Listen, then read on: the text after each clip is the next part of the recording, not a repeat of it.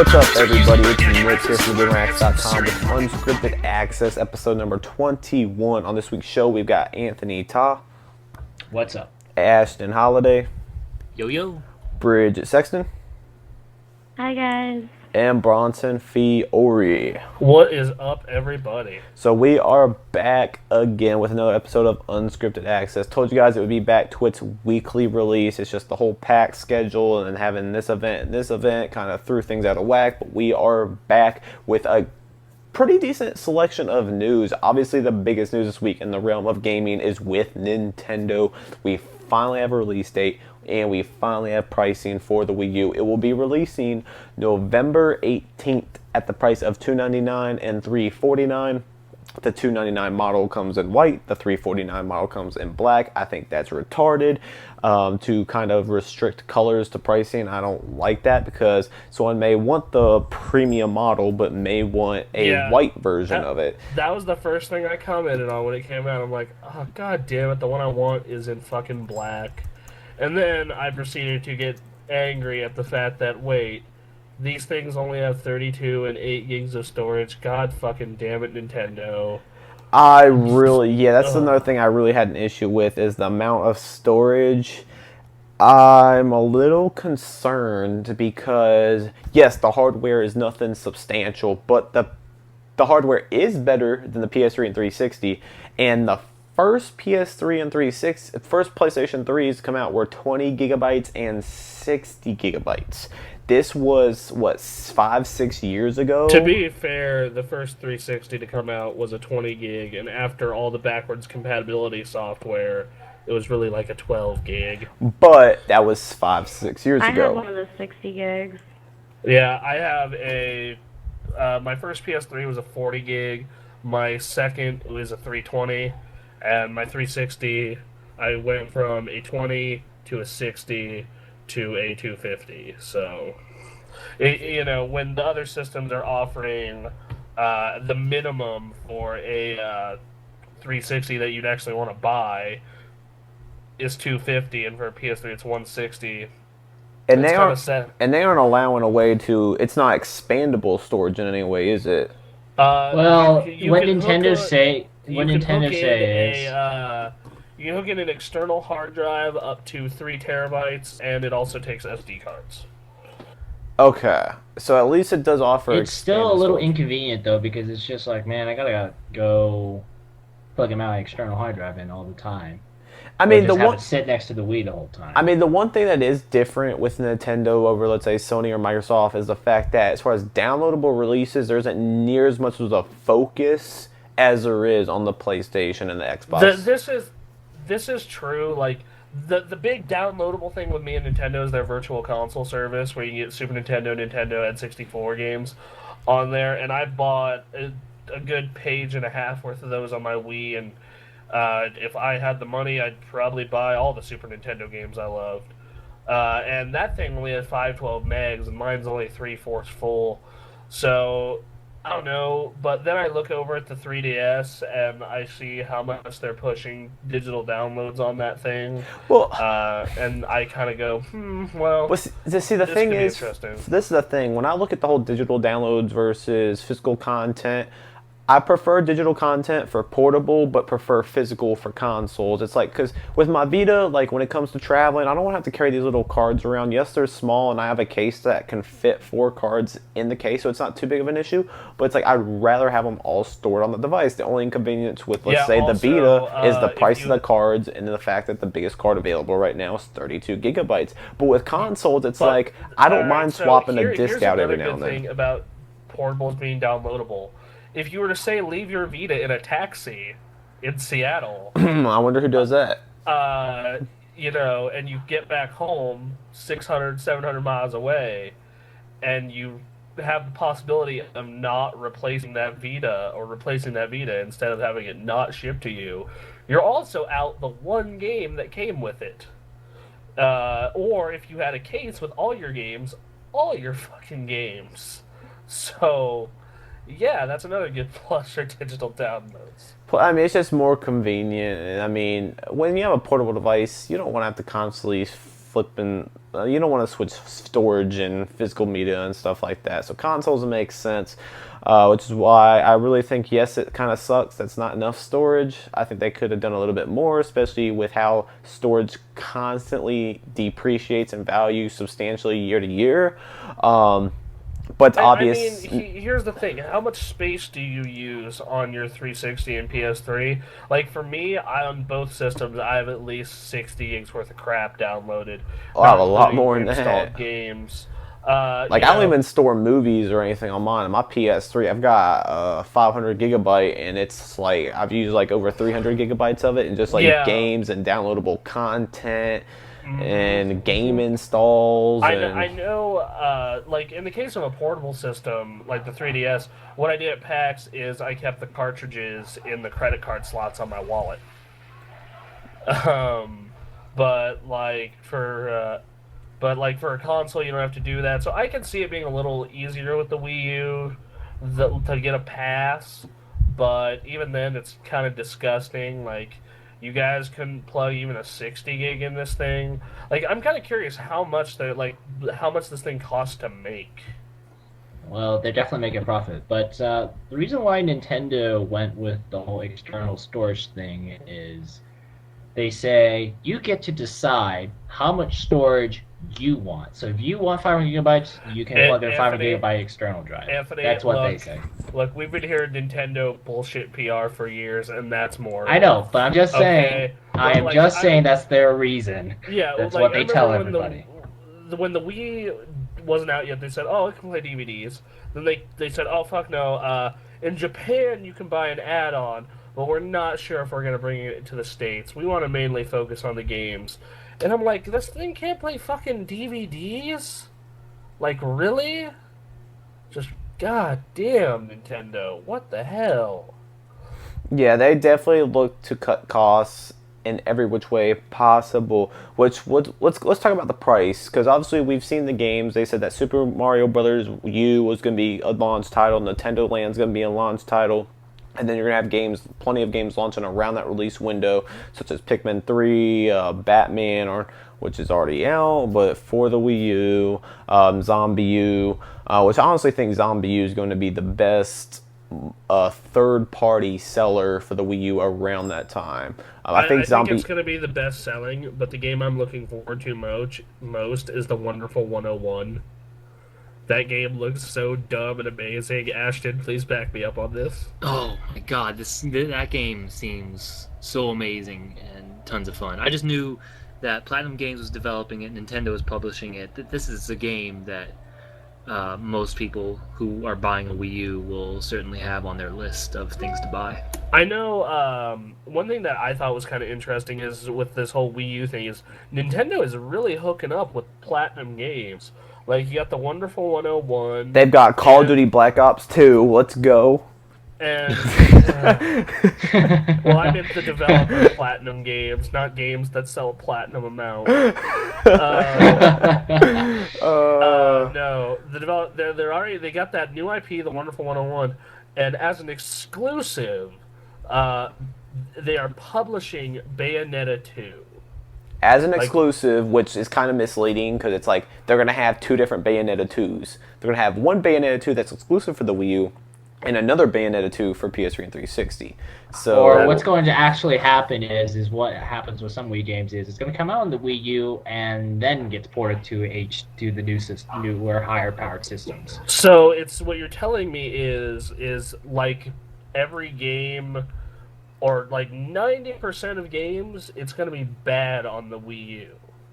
Because that's been the trend. Like, outside of a couple of games where the Wii version was better, like No More Heroes, the port to the PS3 and 360 version always made the Wii U version look like shit. Or the Wii version, sorry. Yeah. I don't just mean graphically. I mean, like, for some reason, they can't get gameplay right on that thing. For whatever reason. Yeah, we'll have to see. But let's get into pricing with this thing. So we're talking about $300 and $350. They've done pre-orders, and a lot of GameStop sold out their pre-orders at launch. It's not a surprise. The premium one. It's not a surprise to me to see, because it's like, look, holidays are coming up. All these kids are going to want a Wii U. It's going to be the hot Christmas item this year. And selling pre-orders, selling great this holiday season, that's a given. But after the holiday season, let me ask you guys, the way I look at it, I don't think it's going to be close to as successful as the Wii. However, I do think it will blow, as far as success goes, the GameCube away. I think it's going to be right in between. I don't see it taking over the market like the Wii did. But the Wii U, I do have concerns, such as the fact that pricing is kind of high for Nintendo, the fact that multi-gamepad support is not going to be supported at launch, and even when it is, it's like, okay, you got to buy another gamepad, that's going to be expensive, and multi-gamepad will decrease the visual fidelity of the game, which has been confirmed by Nintendo, because that box is now having to power 2 screens versus 1. So you're losing that advantage.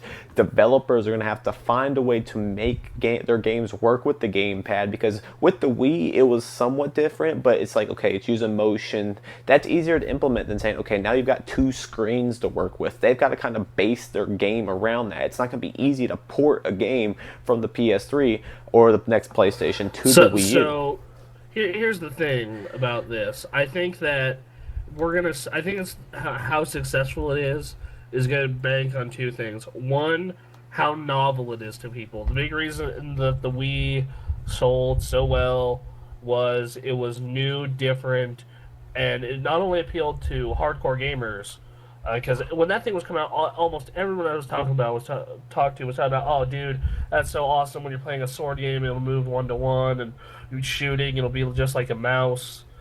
And that was the big appeal, and it really appealed to hardcore gamers. As does this. Every person I talked to actually went and played the Wii U at PAX, was really impressed with the tablet controller. It's how much does it appeal to the casual audience? Like, oh, that's, how much does it appeal to, like, what's the novelty factor to it, I should say? Like, will this impress, a more broad audience, because like the Wii did? If not, then it's going to have to survive on exclusive great games for it, which they're doing a good job getting out of the gate with new 2D Mario. That's always good to see. I really enjoyed the one on the regular DS, the one on the Wii, the one 3DS was pretty good also, just not as good as the Wii one.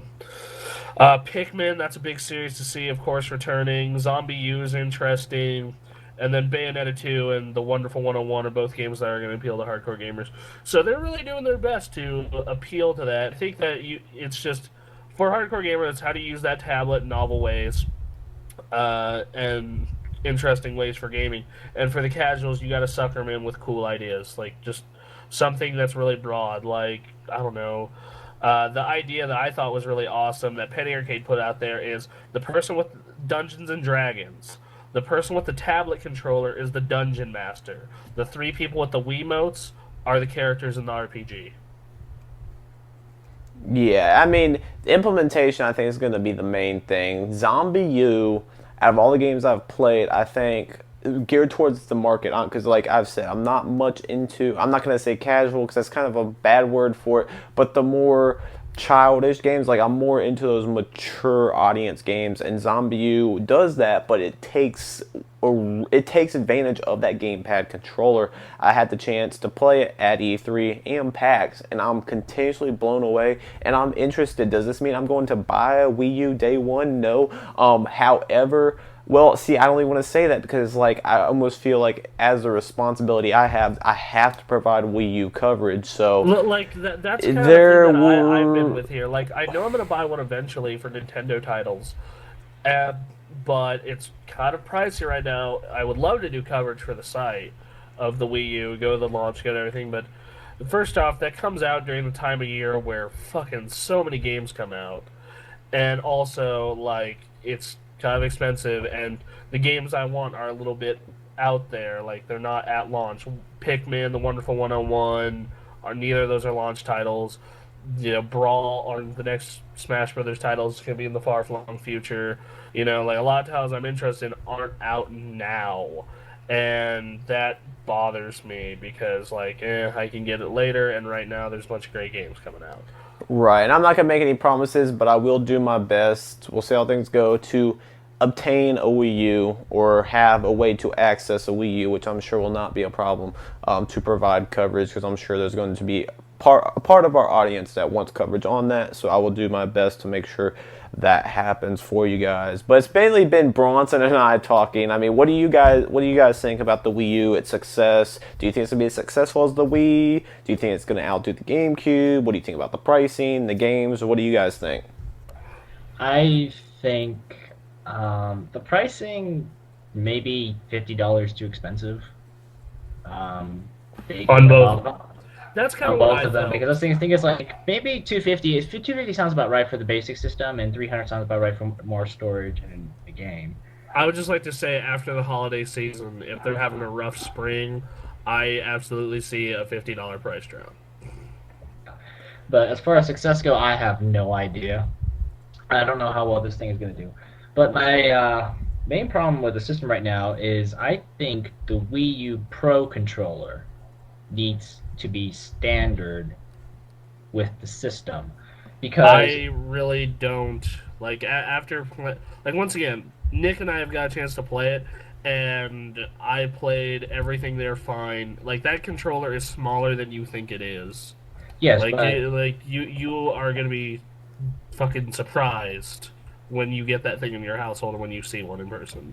Yes, but the reason why I think the Pro controller needs to come with system is one of the things I always noticed about the Wii is I wouldn't say everyone, but some people talk about, oh, you can't do this type of game on the Wii. You can't do this type of game. Right, I agree with Anthony. Because you have to design. What type of game can't you do on that Wii U controller? Right. That's. How about Smash Brothers? Yes, it has buttons. It has 2 analog sticks, a D-pad, and trigger. Have you tried playing Smash Bros. With just the Wiimote and the nunchuck? It's very confusing. Okay, the layout is convoluted. This and is you either laid have out like a regular controller, though. But it's a tab. Yes, I understand it's smaller than you think, but it's still still a tablet controller. It looks comfortable, and people have reported that it's very comfortable to hold. I don't think it's going to be an issue. If you have multiple people to play, then what? Then you'll own Pro controllers because you bought them for multiple people, okay? Or you'll have by that time they'll probably support multiple of these damn things, Or the last option, there is that Wiimote option. It's not ideal, but it is there. But yeah, if you want multiple people, you'll have multiple Pro controllers. But for just playing Smash Brothers by yourself or the one person who has to use the tablet, it's fine. The thing is lightweight. It has all the necessary buttons and whatnot. It's perfectly fine. The madness, you're gonna need a regular controller, as their eyes bulge out of their heads and blood squirts from their ears. It's fine. It's just imagine a 360 controller, a PS3 controller, some controller like that, but longer. That's what it is. Doesn't the 350 come with a Pro controller? Did I read that wrong? Okay. No, hold on, I have the list of what they come with right here. Give me a sec. I swear I read that somewhere, but I don't know. The reason why I think I need a Pro controller is, in the case of the Wii, not everyone has a Pro controller. So no matter what game you put on it, it has to accommodate for the standard Wiimote. But here's the thing, though.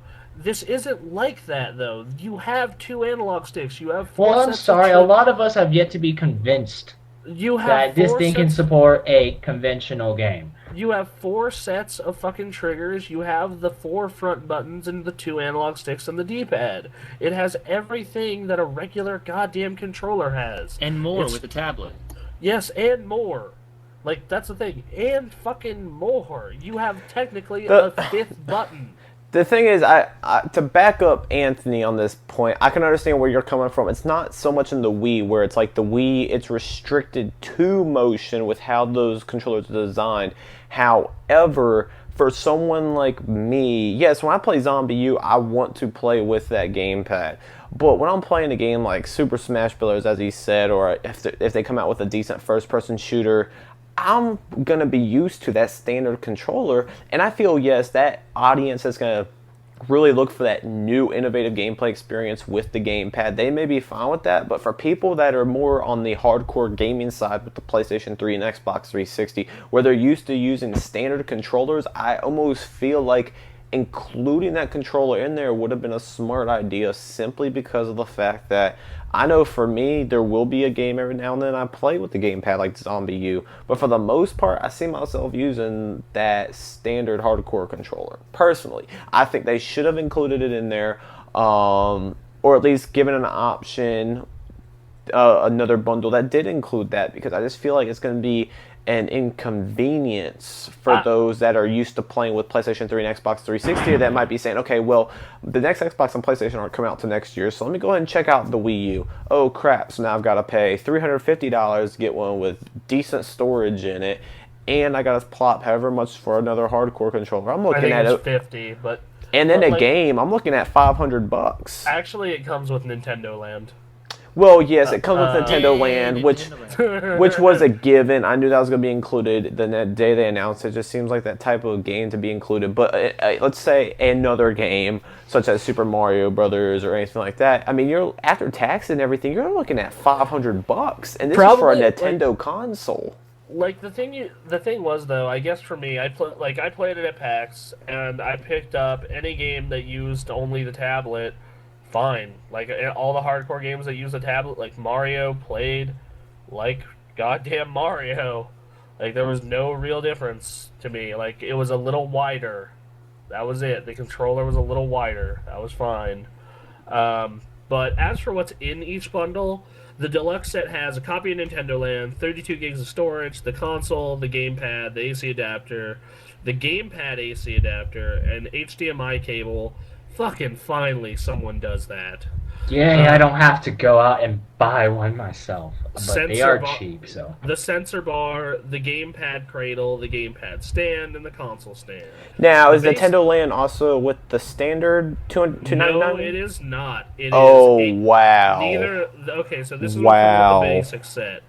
8 gigs of memory, console, the gamepad, the AC adapter, the gamepad AC adapter, the HDMI cable, and the sensor bar. Basically, what you get in the deluxe set is 4 times the memory, a game, and a bunch of stands and cradles. Bad move on Nintendo's part to not throw Nintendo Land in on the $299. That's a game like Wii Sports, where that's just something that needs to be bundled with every console sold. Oh man, wow. And the thing is, with something like that, is like throwing in like a controller or something. I can understand that because that's hardware that is driving up the cost. But a game is a disc. Like, obviously they've got their production and like putting the game together and everything. I understand they've got the cost behind that. But Nintendo Land almost seems like, now I'm not trying to make it, not really comparing it, I'm just kind of trying to put it as far as a pricing model. It's almost kind of reminds me of like PlayStation Home on the PlayStation, where it's that online community that's established as a part of the console. That's how I kind of look at Nintendo Land. It's like including it doesn't even have to be in the full retail case, just throw a disc in there. It's a DVD. I mean, they've got their own format or whatever, but essentially it's a DVD. And I mean, what you're talking about, maybe $2, and you sell this many, and $2 becomes a couple million. I understand that, but it's like, come on, Nintendo, you're using old hardware, you're making money on the console. Day one, you're gonna sell plenty of them. Throw Nintendo Land in every console you sell. That just doesn't make sense. I just added up the cost if you want to get the system, a game, then a Pro controller. This is the deluxe one, by the way. And it comes out to $490 after tax. Holy crap. Yeah, Holy the other crap. accessories that they're selling for this thing are a write and protect, so you can draw on it, and it has a protector for drawing on it. They're coming out with multiple colored styluses for it, I guess. If you're into that. Great. There's going to be an armor kit to protect the controller and Wiimotes. Because see, this is my only concern with this. It's like, okay, you're gonna have kids wanting this for the holidays, and unless they're a single child, I mean, if it's a brother and a sister, you're telling me that pretty much a minimum of $500 out the door. Because obviously you're gonna buy the console. You're gonna have to buy a second controller if they want to play multiplayer. You're gonna want to buy a game, and of course you're gonna have to pay sales tax. It's like, oh my, you're talking about $500 for a Nintendo product out the door. Okay, it can't. It's still expensive, but it can be slightly cheaper because the Wii U supports the old Wii modes. So maybe those who are buying a Wii U will still. But are all the Wii U that makes games it slightly cheaper? Are all the Wii U games gonna support the Wii modes? Most of them are. I know Nintendo ones are, like Mario. Because you can only have one. Yeah, you can only have. Currently, they don't sell these tablet controllers separately. So if you're going to do multiplayer, you're going to either get the the Pro controller, or use Wiimotes. Also, this isn't too outlandish. I mean, you think back to the Wii. If you wanted a Wii, it was obviously $250 at the time. Then you throw in a $50 copy of Zelda or whatever game you're getting. Then you throw in a Wiimote, so you want $20. Then or a nunchuck, and then you throw in a Wiimote, and it was $360 altogether. See, that's a big price jump. Well, yeah. But keep in mind with the 3DS, they dropped $70, and look how much that impacted sales. That you're talking almost $150. It's almost double the difference. Like I do think that if they do a price drop, this thing's gonna sell better. Cheaper shit sells better. Who would have thought? The 3DS also had really good timing with a bunch of games coming out around that time. They're doing the price drop and whatnot. But it also, I generally believe people want to pay less for handhelds. No one I talk to is willing to pay more than $200 for a handheld, no matter how awesome it is. Just because they believe they should be cheaper portable devices. Yay. Yeah, I mean, so like I said, the holiday season, I do think it's going to be next to impossible to find these on store shelves during the holiday season. I do expect this to be a hot seller. My only concern for Nintendo is, okay, it comes out November 18th. What's going to happen mid-January, end of January through February? It's like you've got all these big releases coming out on PS3 and 360. People, I don't think really the attention is going to be on the Wii U, just because you're going to have Gears of War, you're going to have God of War, possibly Grand Theft Auto, and it's like you got games like that coming out, you have no chance, with the hardcore market. So then you're relying on that casual market, and that's if they even want to move on from the Wii. I'm saying this right now that this spring we're going to see Pikmin. I'm going to say Pikmin's going to be in the spring. I really feel that that's going to be the vibe. And if it still doesn't sell well with Pikmin, they're going to slash it to $250, $300 right off the bat. And also, I also see heavy promotion for Bayonetta 2. But that's just one thing that makes me think that the Wii U will actually kind of have a bit of a good time period after launch is that New Super Mario Brothers is going to be on the Wii U from day one, and Mario sells a lot. Yeah, Mario moves consoles. You can't doubt. There's no doubt in that. I mean, the 3DS XL came out with a Mario game, and kaboom, fucking doubling the regular 3DS because it launched with a Mario game. Mario's big and with good reason. Those are quality games. I played that one at PAX. It looks like a whole lot of fun. Can't wait to invite people over to play it. Yeah, it's just somewhere we're going to have to wait for the numbers to come in. I think anyone that's thinking this is going to be as successful as the Wii, I think they're crazy. I'm saying worldwide, by its 5th year, I'm going to say 70 million. I wouldn't even say that. I honestly don't. I think you can pull 360 numbers. 360 is at what? I 70 million right now? I don't. I just you got to look at the number you're kind of suggesting. So you're saying 70 million in 5 years. Yes. That's faster than what the 3DS is currently doing. Yeah, that's no. I'd say if I had to throw a number out in 5 years, 5 years, I would say possibly 40 million. I'm I do slightly think more. consoles sell more than handhelds because a lot of families are going to look at console as like an investment, whereas, a handheld, they're like usually buying it for, a kid in the family or something like that. So it may do well. Yeah, so I don't know. I think I'll change my 70 to 55. Yeah, That I'll seems say more about realistic. I'll say about 50.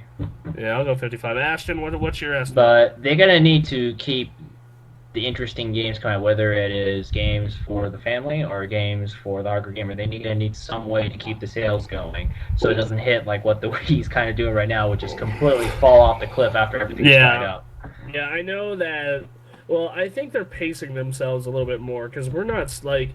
I remember with the Wii, within the first year of the Wii, we had Mario Kart, Smash Brothers, Zelda, Mario, Metroid, and a bunch of other stuff in between. This seems a little more spaced out. Yeah, I don't know. It's really one of those things where it's like, I don't know how to look at it because when the Wii was announced, I thought the Wii was going to be the biggest flop. I thought it was going to be. I didn't think it'd sell as well as the GameCube did. I did not. When I saw that thing, I thought it was going to be the fucking biggest hit that Nintendo's ever had, and I was right. So apparently, 15/16-year-old me knows more about games than 21-year-old me. But it's definitely gonna be interesting. It's gonna be cool to see because I don't think is this the first time. Well, I know it's the first time within the past, with recently, at least since I've been alive. I think that Nintendo's been the first company to come out versus their competition. It's been the only exception is when they went against the Sega Master System on that versus the original Nintendo. They were out second with the Super Nintendo. They were out dead last with the fucking with the N64. They were out last with the Wii. They were out second to last with the GameCube. So this is gonna be not a first, but it's been a while since Nintendo's done this. So I think it's gonna be definitely interesting to see how things go. And then next holiday season, I can almost guarantee you guys that's when we're gonna see the next PlayStation and the Xbox. All right, so Ryan Davis posted this on his fucking Twitter a while ago when the price was announced.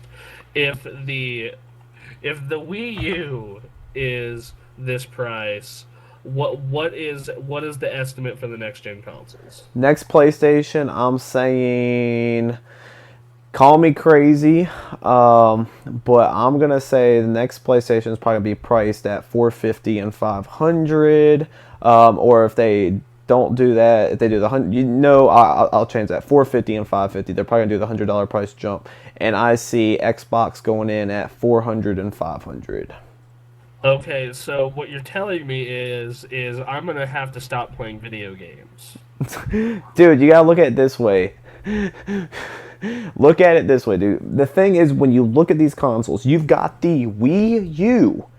Keep in mind, this is older hardware priced at $300 and $350.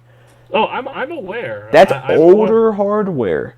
You have the next PlayStation, Xbox, which are going to be years beyond the Wii U, and you think they're going to be? I'm being generous there because look at the Xbox. That's only pricing it $100. Technically, if you go with the $350 Wii versus the next Xbox, that's $50. I think that's being extremely generous, and that's for their base model. So I think that's being extremely generous. It's easily going to be high 400s to 500s. Easily.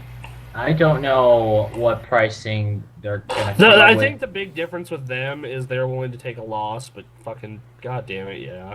For me, with Microsoft, though, I don't know what pricing they're going to give for their next system. I can't tell if they're going to price it low enough to pitch as, you know what, you could get this far better system, far superior in almost every way. 360 for just a little bit more money than a Wii U, or they're going to price it high. And that's because why it is that much more powerful than a Wii U. And that's why I've stated various times, I would not be surprised if we see both Sony and Microsoft, if not Sony, especially Microsoft, come out day one with contract-based consoles, because Sony's going to charge for online. That's a given. They will charge online with the next PlayStation. Microsoft's obviously not going to change their pricing model with Xbox Live, because they're bringing in bank by charging for it. Sony's not going to miss out on that. So I do not expect, don't be surprised to see an option where they might be priced the same price as the Wii U, but you're going to be dedicated to a $15-$20 a month charge where that's going to include online and... Dude, it's the way it is. Isn't this what know. Michael Pachter predicted a while ago? Yes, it is. Like cell phone contracts. This is seriously making me want to run the PC gaming as fast as I can. Hey, Bronson, you've got the laptop. I've got the computer.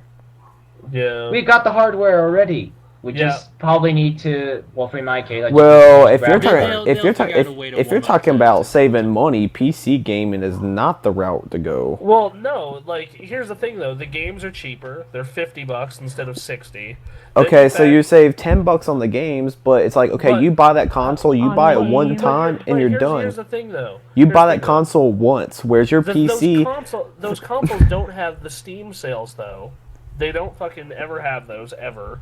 And those consoles... It is specials on Xbox Live. Not the same. I got bored.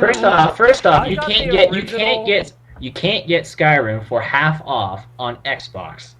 I got. Well, that's because of licensing. I got the original Borderlands and all of its DLC, all 4 packs for $7 on Steam.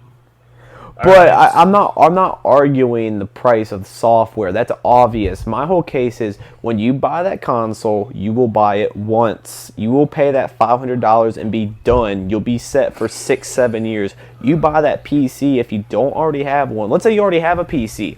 I guarantee you during that 5 to 6 years, you'll at least spend $1,000 having to keep your machine upgraded. Well, in the case of the 360, you already had to buy a 360 more than once because you either had a broken one that was no longer covered by the warranty, or you had to buy the new slim model or a new bigger hard drive. Oh, he does God. have a point there. And same thing with the PlayStation. The PlayStation Slim just looks a lot 360 cooler. Look kind of nice. Has much better storage. But then you're getting. I mean, but here's the thing though. When the next gen consoles come out. I guarantee you, I will be able to. If I were to build a machine from scratch, I would be able, because I already have a monitor. So let's just say I build the machine with the case and the disk drives and whatnot. I guarantee you, for $1,000 or less, I could build a machine that lasts 4 years of gaming on medium to high settings. I'm going to say medium to high, which is pretty much what consoles do, especially at this point. That'll last 4 years. I've done PC gaming in the past. The last machine I built and totally redid in 2007, and I had to upgrade it once between 2007 and 2011. And that was a RAM upgrade because I picked the RAM. But I keep flipping sides here, but the thing that kind of concerns me at this point is the average consumer doesn't know how to build a computer. That's true. Like, if you look... And these days, when you go and buy your HP computer, they come with incredibly terrible hardware that can't play a game except maybe League of Legends on low. Like, the thing is, though, is... we're enthusiasts, and we want to buy both consoles. But see, here's another thing. So that's $1,000 right there in this. Here's the thing, though. Let's ignore the pricing. We can debate that all day. But outside of pricing, you're not gonna have your Uncharted, your God of War. Yes, you might have Gears of War, but it may come out a year after it comes out on PC. You're not gonna have the gaming community that you have on consoles. So you're talking about a completely different market here. But also, I am getting titles such as Diablo and Guild Wars. But you gotta look at it this way. Someone like me, I don't give a shit about those games. Now, yes, there's obviously a large audience that does. I'm not saying that I'm the main majority, but at the same time, there's a big market that they're not into those types of games. Oh, I know that. And that market, I think the point here is gaming culture. But like the thing with me here is I do like those kind of games. I do like Uncharted. I like God of War. I like all those types of titles. But I don't like the price of where these consoles are going. The PC games, they look better. They're lower priced. You should. To our listeners out there, you guys should watch the Inquisition episode about the whole console consumers are treated like criminals. Well, and the thing is, with my And the thing with my PC is there are a ton of great indie games that you're never going to see on consoles, and a ton of cool styles of game you're never going to see on consoles. But I can say that same thing about. I can say that same. Amazing. I can say that same thing about consoles to PC though. You're gonna have so many experiences you're gonna have on consoles that you aren't gonna get on PC because most of the blockbuster releases don't touch the PC. Yes, there are some like Halo, but it's like, say that. but dude, if you look at all the main titles that aren't exclusive to one platform that released last year, like right, but those are usually Call of Duty, Assassin's Creed, Alan Wake, Saints Row, Skyrim, Fallout, Batman, and not only they come to the PC, they run better and they look better. Well, I would hope so because you're talking about 5-6-year-old consoles. When these next generation consoles come out, yes, there's not going to be as wide of a gap because these companies are not able to optimize for the PC as good as they are with the console because they know with the console it has this hardware in it, whereas the PC they have to kind of work with that. So the first couple years there's not going to be a substantial gap. When the PS3 and 360 first came out, PC gaming was not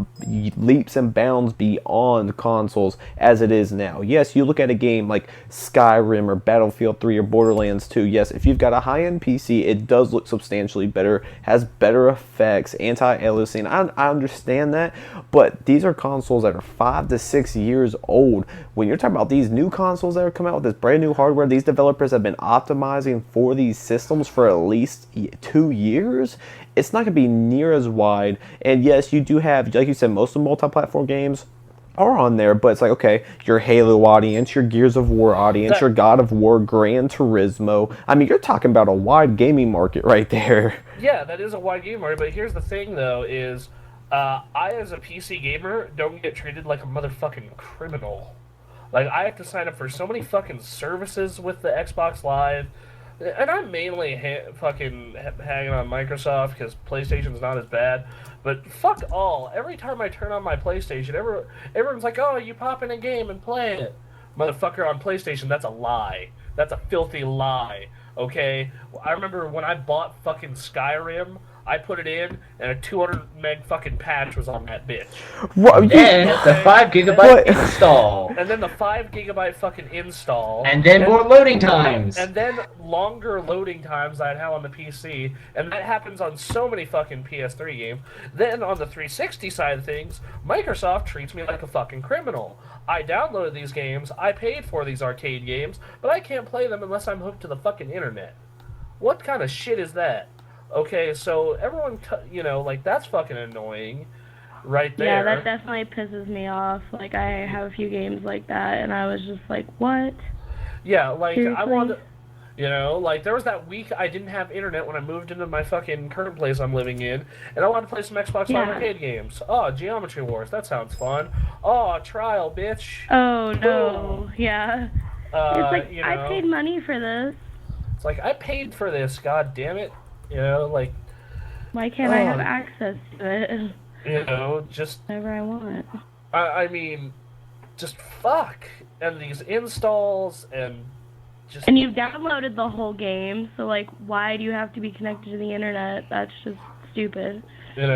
Like, and here's the thing. For me, personally, that big market of Halo, Gears, etc., for my taste, is great. I like those games.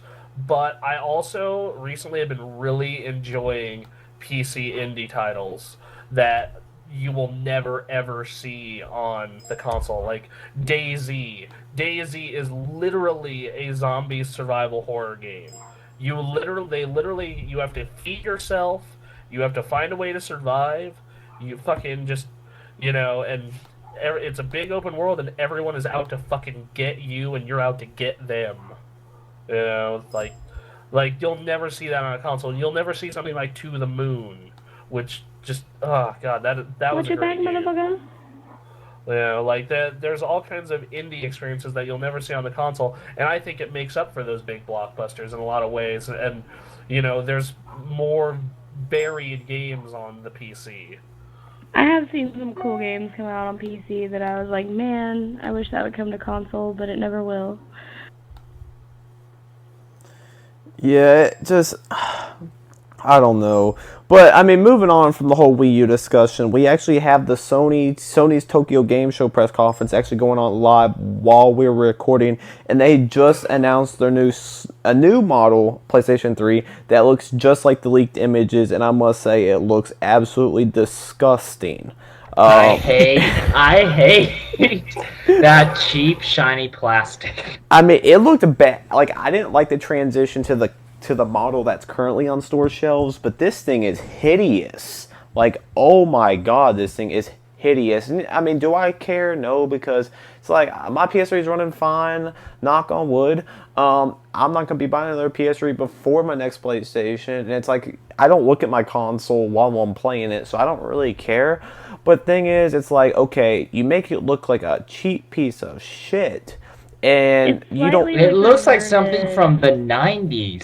Yeah, it slightly looks reverted back to like the PS2 look in a way, the whole like boxy rectangular shape. Oh my god. Have they announced storage yet? Yes, so Yes, they have. North America 250 gigabytes is $269, 500 gigabytes $299. The 12 gigabytes the 12 gigabytes that was rumored is only releasing in Europe and PAL territories at €229, and that 12 gigabytes is flash memory, so it will work faster. However, hey, it's still 12 gigabytes. I would just like to say that Sony, why do you like to rape Europeans? Like, dude. Well, they do have their 500 gigabytes. What 270 euros is in our country? Do you know how much I money hate that it. Euro price. I'm gonna look up the euro exchange rate right now. Is it? You know, like, dear God. But the same. Have you seen the price Wii U in Europe? It's ridiculous. What's the euro price for the Wii U? It was almost like $600 if I remember correctly. Oh, wait, how many euros is it? I forget. It was shit. Okay, because I'll right now. With the current exchange rate right now, 300 euros is $390 US. Well, that's not too wide of a gap, I guess. Like, oh my god, that thing is ugly. Oh. Yeah, I swear it looks like a competitor to Sega Genesis. That's what it looks like. Oh my god, that is terrible. Ew. Actually, it looks more like a competitor to the Sega Saturn. Ew. But then they just announced why can't the console manufacturers just admit that we've already peaked in hardware design? It's like what's wrong with the current? It's like what's wrong with the current PS3? You guys have the next PlayStation coming out next year. Why the heck does this even matter? Because they want to cut costs on manufacturing. Obviously. Well, you're taking a step too far when you're putting this bad of plastic on it. It looks like a toy. Like. It really reminds me. Like I said, it is compared to the Sega Saturn with its equally cheap plastic. It is horrendous. But then they also announced. Now they announced this during Gamescom, but hey, I gave the information before it was official, thanks to my sources. But PlayStation Plus coming to Vita. It was announced during Gamescom, but they just announced during the Tokyo Game Show that it will be coming to Vita in November. So that's when we can expect to see free content coming. I do not see anything about them charging more if you already have PlayStation Plus to get it for the PS3 and the Vita, which is awesome. Let's hope it stays the same price. If so, that is a hell of a value. $50 a year for the PS3 alone is a great value, but if you're also getting content for the Vita, that is awesome. So they just announced that that's going to go into effect in November. So that's great news, and I think that's all that's been announced from their press conference during the Tokyo Game Show. Far. But as we continue to progress during the podcast, as news continues to come out, we will continue to bring it up during the podcast. Just for a little bit more, the 250 gigabyte model currently for North America is a bundle only, and it's coming September 25th. The 500 gigabyte model is going to come on October 30th. That makes no sense. Why are you going to release a remodeled PS3 and have it come out like a month later? That I don't understand. Am I the only one that's not understanding this here? It's like, so you're coming out with a new model and you're going to have it in two different sizes. However, you're going to release one in less than a week and then have another one come out more than a month later.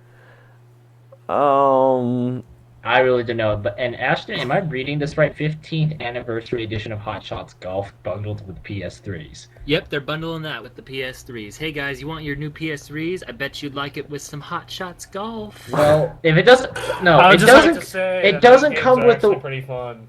Oh sure, I'm not doing that. It's just a weird choice of all the games they could have bundled with. And see, here's another thing. It's like, so they're only charging $30 more to go from 250 gigabytes to 500. Okay. Well, the 250 is a bundle. Comes with the game, but I don't know how good the game will be. Wait, so okay, so I'm really confused now. So the 250 gigabytes come with the game, but the 500 doesn't?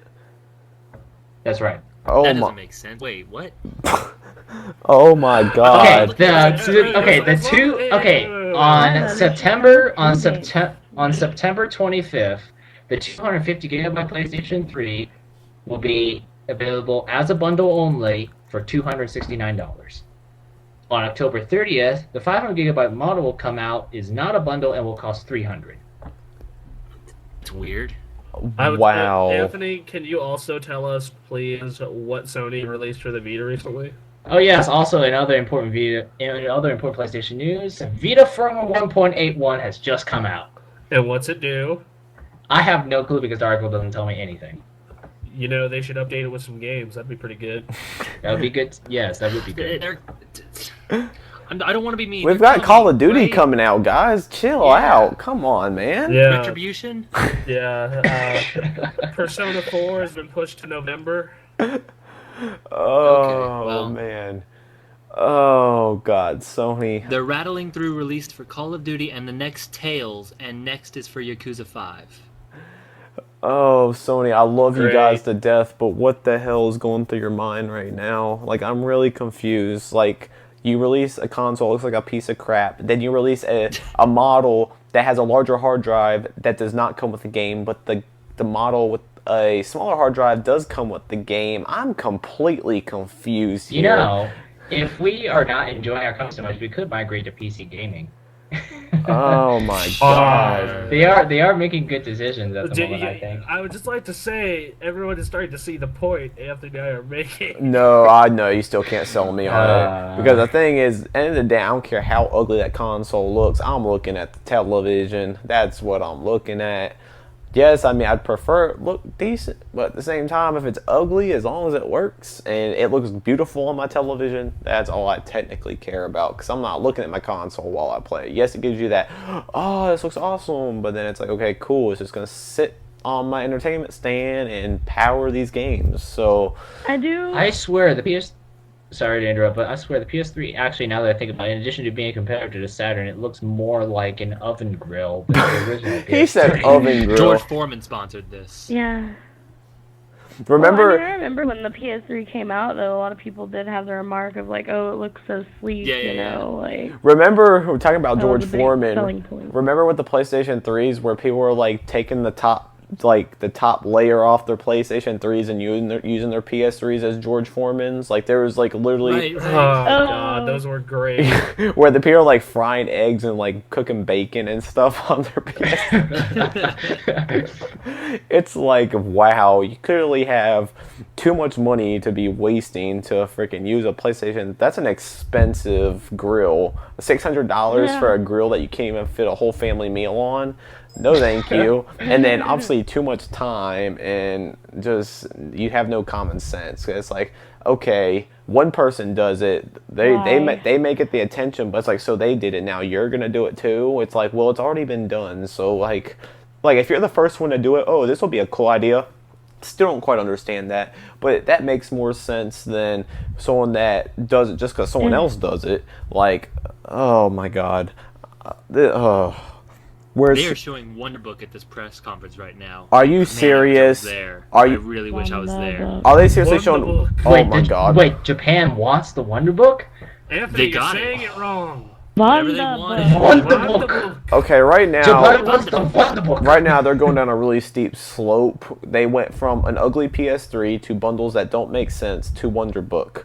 There's also Rocksmith in there. I don't know how you guys feel about Rocksmith. I heard it was all right. I don't know. I really hope this is like a roller coaster that starts to move back up. Maybe we hear something about The Last Guardian. They talked about release dates for Yakuza 5 and the next Tales game. That's Hey, all right. Yakuza 5, that's what's up. Yeah. And All two of us who played it? Alright. Seriously, guys, play Yakuza 4. It's very good, and it's very cheap too. Stephen Totilo was actually making the joke earlier that what's his name? One of the guys at Sony has to have the Guinness World Record of being asked when is Last Guardian coming. Let's see. This is apparently I think this is the book that sort of comes to life when you point a PlayStation Eye camera at it. Oh Things my pop off its God. pages, at least as the book appears when displayed through your TV. Wonder Book. Man, Oh they're my pushing God. this more than their Vita. That's the sad thing, and that's the sad truth. It's Yep. like, Sony, you're not Nintendo. Cut it out now. This is something that would make sense with the Wii U. Luminous has been, you know what, Sony? Luminous has been great all 6 months I've been playing it. Keep it up. Oh, Guys, what if they had Luminous 4? Oh, hey, they stopped Wonder Book, so it wasn't like a half-hour conference okay. bid, so... that was like 2 terrible during Sony. I was like seriously sitting there, and I was like, I'm about to chuck a bottle at these people. Who took the picture of that PS3 at TGS? Because it's just like, how much lighting is there? Then not a lot. It's all covered in Over blue the and black. long on the book. Oh my god. God damn it, Sony, please. Like, I'm really sad because they're going downhill, like the whole Sony company with their TVs and all of that. I really want them to succeed, and them pushing Wonderbook is not helping anything, and they're not pushing Vita at all, isn't really helping too much Yeah, I either. mean, with the What happened with the PlayStation gaming 3, I division think since they're last year? besides the ugly console and the bundles that don't make sense. I still think Sony's definitely doing a great job with the PS3.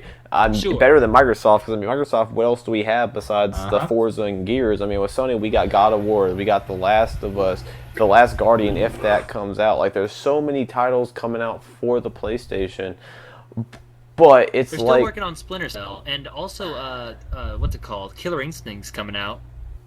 I don't know. Wait, Killer Instinct was confirmed? Killer Instinct, I believe, was confirmed. I don't know about that. Well, then, yeah, don't trust me. Seriously, don't. Yeah, What? Killer Instinct I was swear definitely I saw not. that somewhere, but Yeah, I haven't heard that, and if a Killer Instinct was announced, I'm pretty sure I would have heard that one because the whole internet would have been going nuts.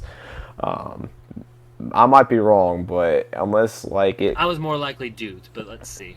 yeah, unless it completely like escaped me somehow, I haven't heard anything about a new Killer Instinct. That would be awesome. I Oh see wait, these yeah, things. okay, yes. I heard about this earlier. Sorry, I was spacing out there for a minute when you said Killer Instinct. I was wondering myself, like, are you sure Microsoft, Killer Instinct, Bronson? Bronson was Are thinking you about, sure it's Killer Instinct? Because Bronson's not freaking out right yeah, now. Bronson's okay, the only thing so- running through Bronson's mind was fuck Microsoft, fuck Microsoft, fuck Microsoft. Sorry. Yeah, we just did this a while ago. So, what happened is they have relicensed the Killer Instinct name, and supposedly they are working on a Xbox Live Arcade re-release, HD re-release. Oh of man, okay, fine. one of the Killer Instinct games, which I'll take it. It's better than nothing, and everyone better buy millions of copies so they'll finally make Killer Instinct 3. Please, I'm gonna laugh Please. at that. That was pretty funny. please. But moving on, we're gonna continue on with the show. But like I said, as new announcements are made, we will continue to speak on and introduce it. And actually, they're just now talking about the whole. Like I said, expect a lot of cut-ins with Sony because their press conference with Tokyo Game Show is going on. But they are speaking about their acquisition of Gaikai. Pretty much just saying that they're in development and they will be pretty much being available and shown. Its advantages will be shown in the near future. So maybe we'll see more into this year, early next year, leading into the next PlayStation. So that's all that's been announced right now. But the conference was just underway. I think it's only been going on for about 30 minutes. So we'll continue to go on with the podcast, and as more news comes in, we'll chime in. But outside of Nintendo, the other company that pretty much stole the internet is no other than Apple. Apple. I just don't know if I want to cut in and say this, but this is how big of a reception it got. Within 24 hours, the 2 million iPhone 5s that they have available were gone. This is what I find hilarious with Apple. They always set a record and then double it. It's like, how do they do that? So the iPhone 4S sets like these groundbreaking records. Then the iPhone 5 comes out and like doubles that. It's like they break a record and then they double it the next year. It's like, dude, like, where are these people coming from with these? It makes no sense. Like, I understand them breaking records. Now's a good time. But it's like, I understand with the iPhone 4S, they broke records because for the first time they were on Sprint. Oprah. And Oprah, hey, there you got it. Oprah is buying them and giving them away to third world countries. But I can't eat. Wait, but they I have can go cell on phone? Twitter. They have cell phone coverage in those countries? Yes, and Everybody Anthony, gets a free iPhone. it's just like going to Africa hand them out. Just like, I know you can't eat, but now you can go on Twitter and. oh, follow wait. Oh, Okay, dear. so correction on the PlayStation 3 pricing. I just got the official press release from Sony, and it looks like, okay, so with the 250 gigabyte model, it will be priced at $249. The bundle will be priced at $269. And then there'll be the 500 gigabyte 290. Still doesn't make sense that they don't have a bundle with the 500 gigabytes. It says that, let's see here, completely redesigning the internal design architecture, the internal volume and weight of the new PS3 is reduced by more than half compared to the very first PS3 with a 60 gigabyte hard drive, and by 20 and 25% respectively compared to the current PlayStation 3. By adopting a sliding disc cover, which I don't like, the new PS3 continues with the characteristic sleek, curved, simple body design, which fits various places in the home and enables users to enjoy an array of entertainment content. That looks like a piece of shit. Obviously, that was not in the press release what I just added, but you get what I'm saying. Let's see here. Basically, if Sony was a car company and the PS3 was a car, they would say the new PlayStation 3 is constructed with lightweight composites, which is another way of saying plastic, really. And let's see here. I'm trying to see if there's any other information. Still only 2 USB ports. They bring that backwards compatibility back yet? No. Well, the thing about backwards compatibility is I think it's very important early in a system's lifespan. Later on, it becomes less important. I know, but come on, Sony. Yeah. Like, does anybody care about having But I mean, Game what's Boy the Advance point backwards anyway? compatibility anymore? Yeah. I know. I just like giving Sony crap today. They Like, cut why it not way too throw it early, in in my there? opinion, but yeah. What's the point in freaking releasing another PS3 anyway? But yeah, this doesn't make sense. So like that, the information on the release date still exists. 250 gigabyte bundle or not is September 25th. The 500 gigabytes October 30th. That makes no sense because all they're doing is changing the storage in it. Why they're deciding to do that, I do not know. But that's from the official press release that I just got. Let's see. It also I got another press release from Sony. Sony Computer Entertainment to launch PlayStation Store for PlayStation Mobile on October 3rd. Because everyone has PlayStation Mobile. Well, I know you all bought that PlayStation phone.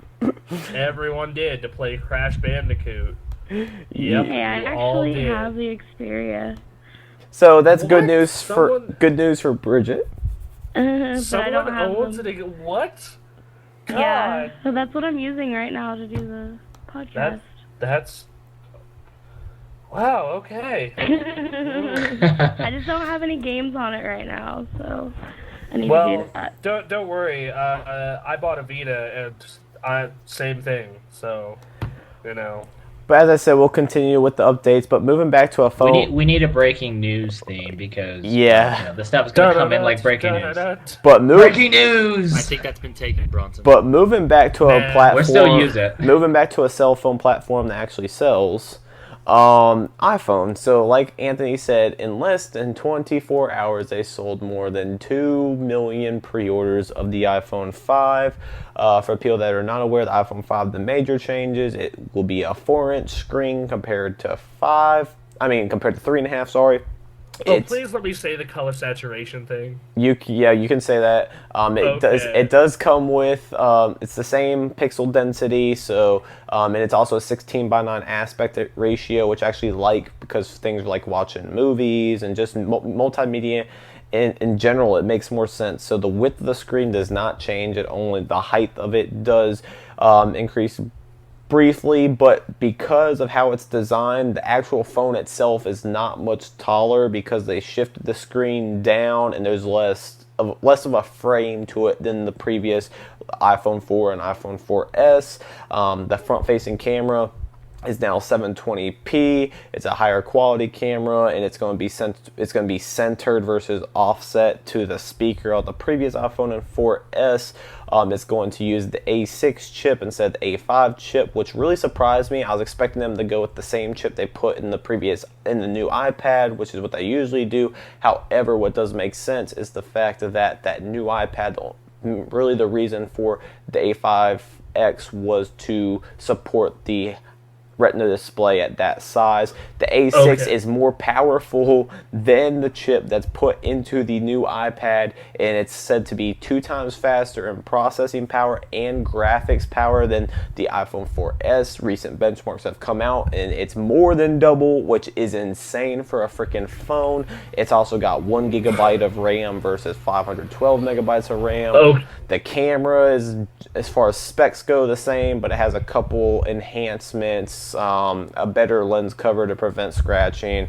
It's two-toned on the back. It's more of an aluminum than glass, so it's going to be more durable. The screen, I'll let you get into the saturation thing, but before I head into that, the screen, and rather than having a touch panel and then the screen underneath, it's now one piece of glass, allowing it to be thinner and for a clearer picture. And then I'll hand it over to Bronson to speak on saturation. Okay, so there's 45% more color saturation, and I just really enjoyed the Twitter responses to this. Oh, thank God, the color saturation was shit on my fucking phone! And then, replying to that, I thought for sure there was no way they could exceed 35% additional color saturation. Then finally, they changed the connector at the bottom from the old, pin that worked in there, and the Twitter response to this, and this is 100% true, it was time for the old connector to evolve so we can charge you for an adapter. Alright, so let me go into this because there's a whole lot of hate on Apple, and I'm not going to be an Apple fanboy, but at the same time, things need to change. Apple is making their devices more compact that they couldn't have made. Now, I will say this. The device, I think they said it's 18% thinner, 20% lighter, something like that. Rather than making it thinner, because iPhone's thin enough, I would have rather them put a bigger battery in it and kept it the same thickness so that my phone can last me the whole day. Which, generally it does last me the whole day, but if you do any type of gaming or anything like that, you might as well call it quits. Especially if you have terrible coverage and it's constantly looking for signal, you're not going to get through a whole day. Or if you're in an event, like PAX or CES, and you're constantly taking pictures, constantly tweeting, your phone's gonna die. So I'd rather them made it the same thickness and threw in a larger battery. But on Apple's behalf, they're calling it Lightning, which I think is pretty cool because I got the Thunderbolt. Now this is Lightning. It does have an advantage. It's a couple advantages rather than having. Is there going to be a Final Fantasy 13 game on it though? Really? At this rate, probably. I think it's powerful enough to probably run a lower res Final Fantasy 13. We'll get into the power of it soon, but the thing is... Square Enix, Apple, 2 brands coming together. Lightning returns Final Fantasy 13 for iPhone. Oh, she returns? I missed her. I missed her so much too. It's been what, months? It's been It's been 8 months. Yeah, it's 9. It's been 9 months since that game came out, and god damn it. And worst unveiling for a game ever. Monorail. Bronson, the monorail 13. You started Final 15 on a monorail going underground. It's important. It is a symbol. It is a symbol of the series. Okay. They just need to remake 10 and 6 already. Those things need to happen. Add 7 to that too, because apparently Yeah. Okay. Pretty much everything they haven't remade yet. No, I want them Make to a keep 7-8 trolling combo 7 pack, combo fans. pack. Like, I want them to keep trolling fans of 7 and, like, remake everything but 7.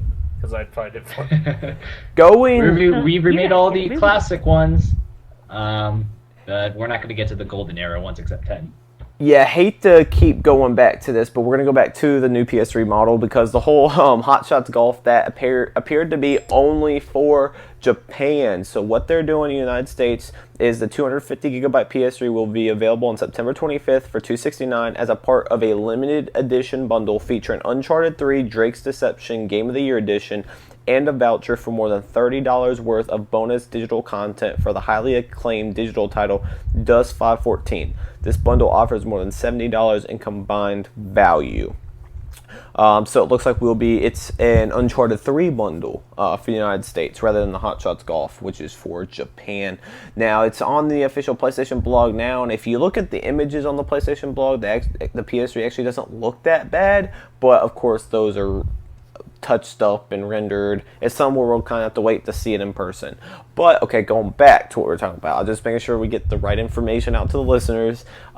It still looks terrible though. Well, yeah, I mean, that shiny I'm plastic. trying to give them some help. Come on now, Anthony. No, but going back to the iPhone. Sony, you should cut us a check. Yeah, we're covering your conference live right now. Yo, hey Sony, we'll say anything you want us to say for the right price. But back Right. back to the iPhone. So the connector. So there's a couple things with the connector. It's like, yes, it's like, okay, all your older accessories, yes, you have to buy an adapter, which is $30, and yes, I agree that it should be included with all of the new devices, at least for the first year. However, it's considerably smaller, allowing them to make it much more compact, a smaller cable. You can now plug it in both sides, which for someone like me is convenient because I'm always plugging it in the opposite side and you have to readjust it. So that's better. It allows for a better design for the new iPads and the iPhones. It's faster. People who got the units early, the data transfer rates are almost twice as fast using Lightning versus the current 30-pin connector. So it's like, okay, they've been using that same connector since 2003, guys. How many people use the same phone device connector for over 8 years? And my response to you is USB 2.0. Yep. All right, so I'm not talking about on phones. You've had micro USB, you have mini USB, you've had various USB technologies that have changed over the years. And regular USB 2.0, it worked on my goddamn Razor. It works on several Androids. You know, all right, come on. Right, guys. but here's the difference, though. You're talking about phones. I'm talking about a connector on various platforms. This is on your iPod Touches, your iPod Nanos, that was one of the reasons until I got an iPhone, I never owned any iPod anything because I always thought that was dumb that they had their own proprietary connector. And I was very angry when I found out that Sony did it for the Vita. I mean, whether you like it or not, it is something that's there. I personally don't care. Yes, it is a slight inconvenience having to pay the $30, but hey, I pay the $30 and I don't lose anything. Whoop-de-freaking do. So I've got all my features. It's going to be faster. It's a smaller connector. You can plug it in both sides. I don't think it's personally a big issue. Is it an inconvenience? Yes, but I don't. It doesn't bother me that much. I'm not big. Like, I looked at the upgrade from the 4S to the 5, and it's not big enough to where I'm gonna lose my shit over it. So, and also I'm currently in a situation where I'm gonna have far less money than I thought I would when I'm gonna be able to get my phone upgrade. So I'm just gonna get a 4S. That said, for those of you who are sitting on anything below a 4S, I think upgrading to the 5 would be fine. Yes, this guy right here, what did he do? He stayed up till 3 o'clock in the morning East Coast and pre-ordered his iPhone 5, so I will have it day one on Friday. This coming Friday, I cannot wait. The larger screen's cool. I've always wanted a larger screen with the iPhone, but wasn't always big for me. The really thing with me is the fact that it's fine. It's going to have LTE. with me moving out to LA, which, yes, guys, I will address at the end of the podcast why I'm moving out there. But I will say right now the site is not going anywhere. So relax. It's so he can live his dream as a professional actor. No, I'm actually becoming a professional porn star. But yep. Okay. Well, I wanted to make it sound classy. Why do you? He's becoming an adult film actor. Why do you think all these people have been hitting me up on Twitter, guys? Come on, I've been doing it behind the scenes. I mean, duh. Yeah. Nah. What's your porno name?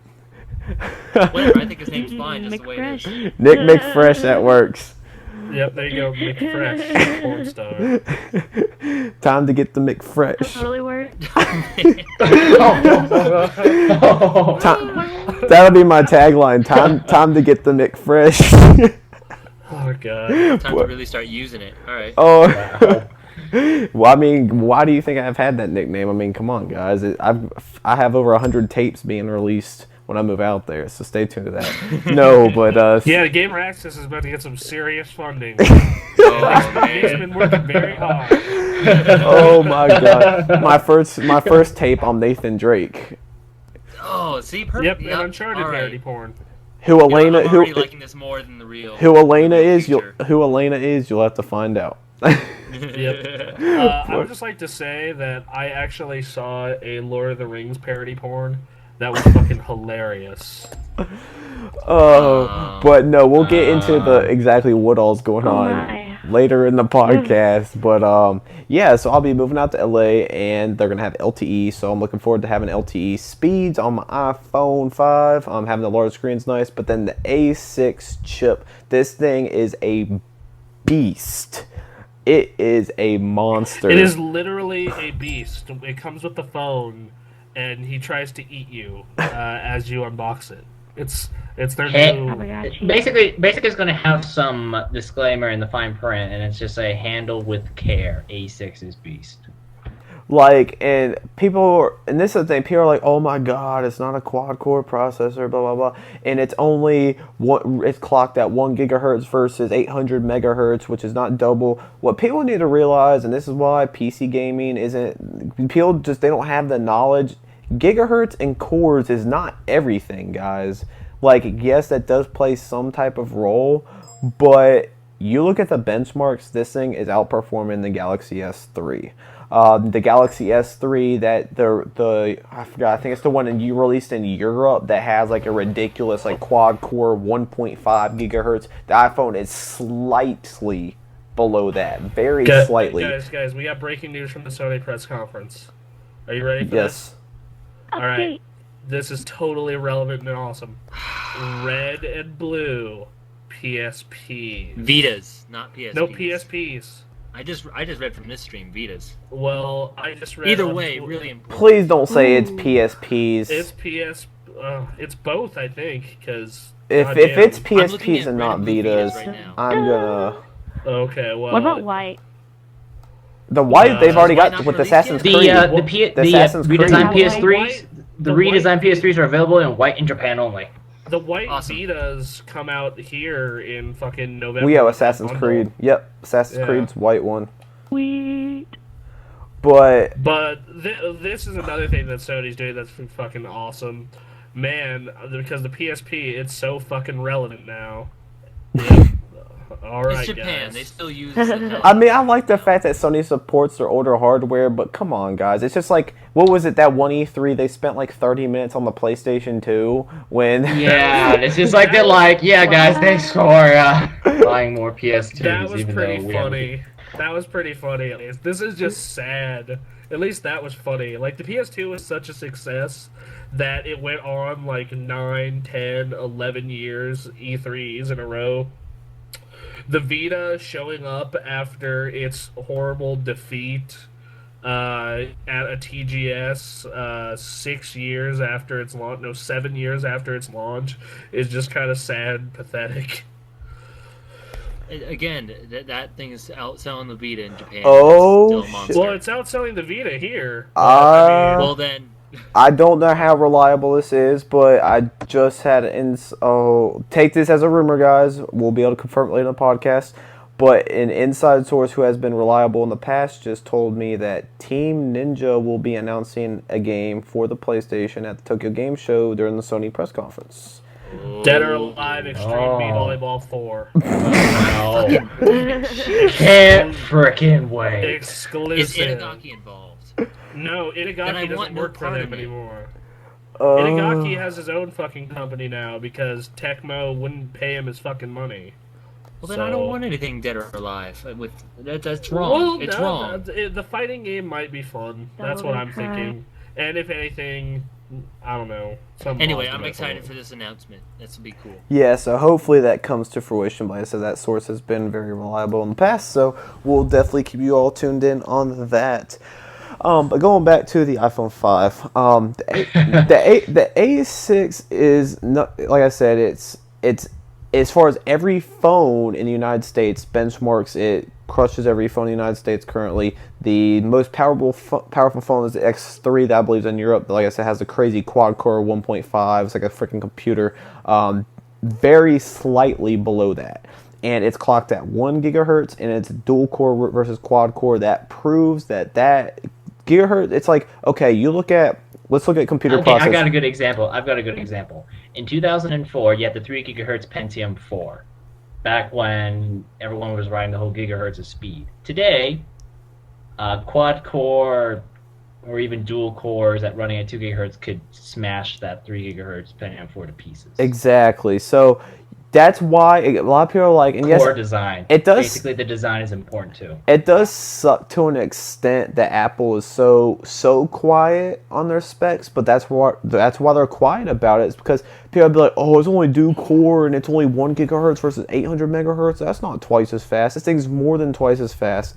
And the good thing about keeping the clock speeds down and the core speeds down, the number of cores is battery life. If you crack those gigahertz up and up and up and up, and the cores up and up, that's gonna hurt battery life. So being able to optimize There's that, also, it's not just battery life, it's also heat. yes, which the more heat also decreases battery as well. The hotter it's warming, the negative impacts can have on. And then obviously you don't want to hold a phone And that's it's gonna melt your face after a point.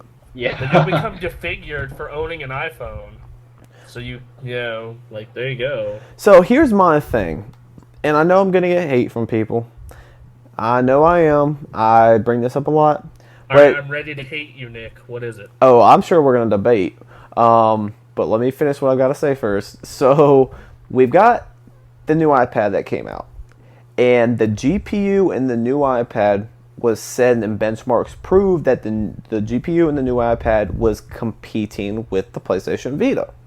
Here we have the iPhone 5 that is outperforming the new iPad. So technically, the iPhone 5, I don't know exactly what versus CPU, I'm talking about from a GPU aspect, is at least on par with the PlayStation Vita already, and the Vita has not been out for a year.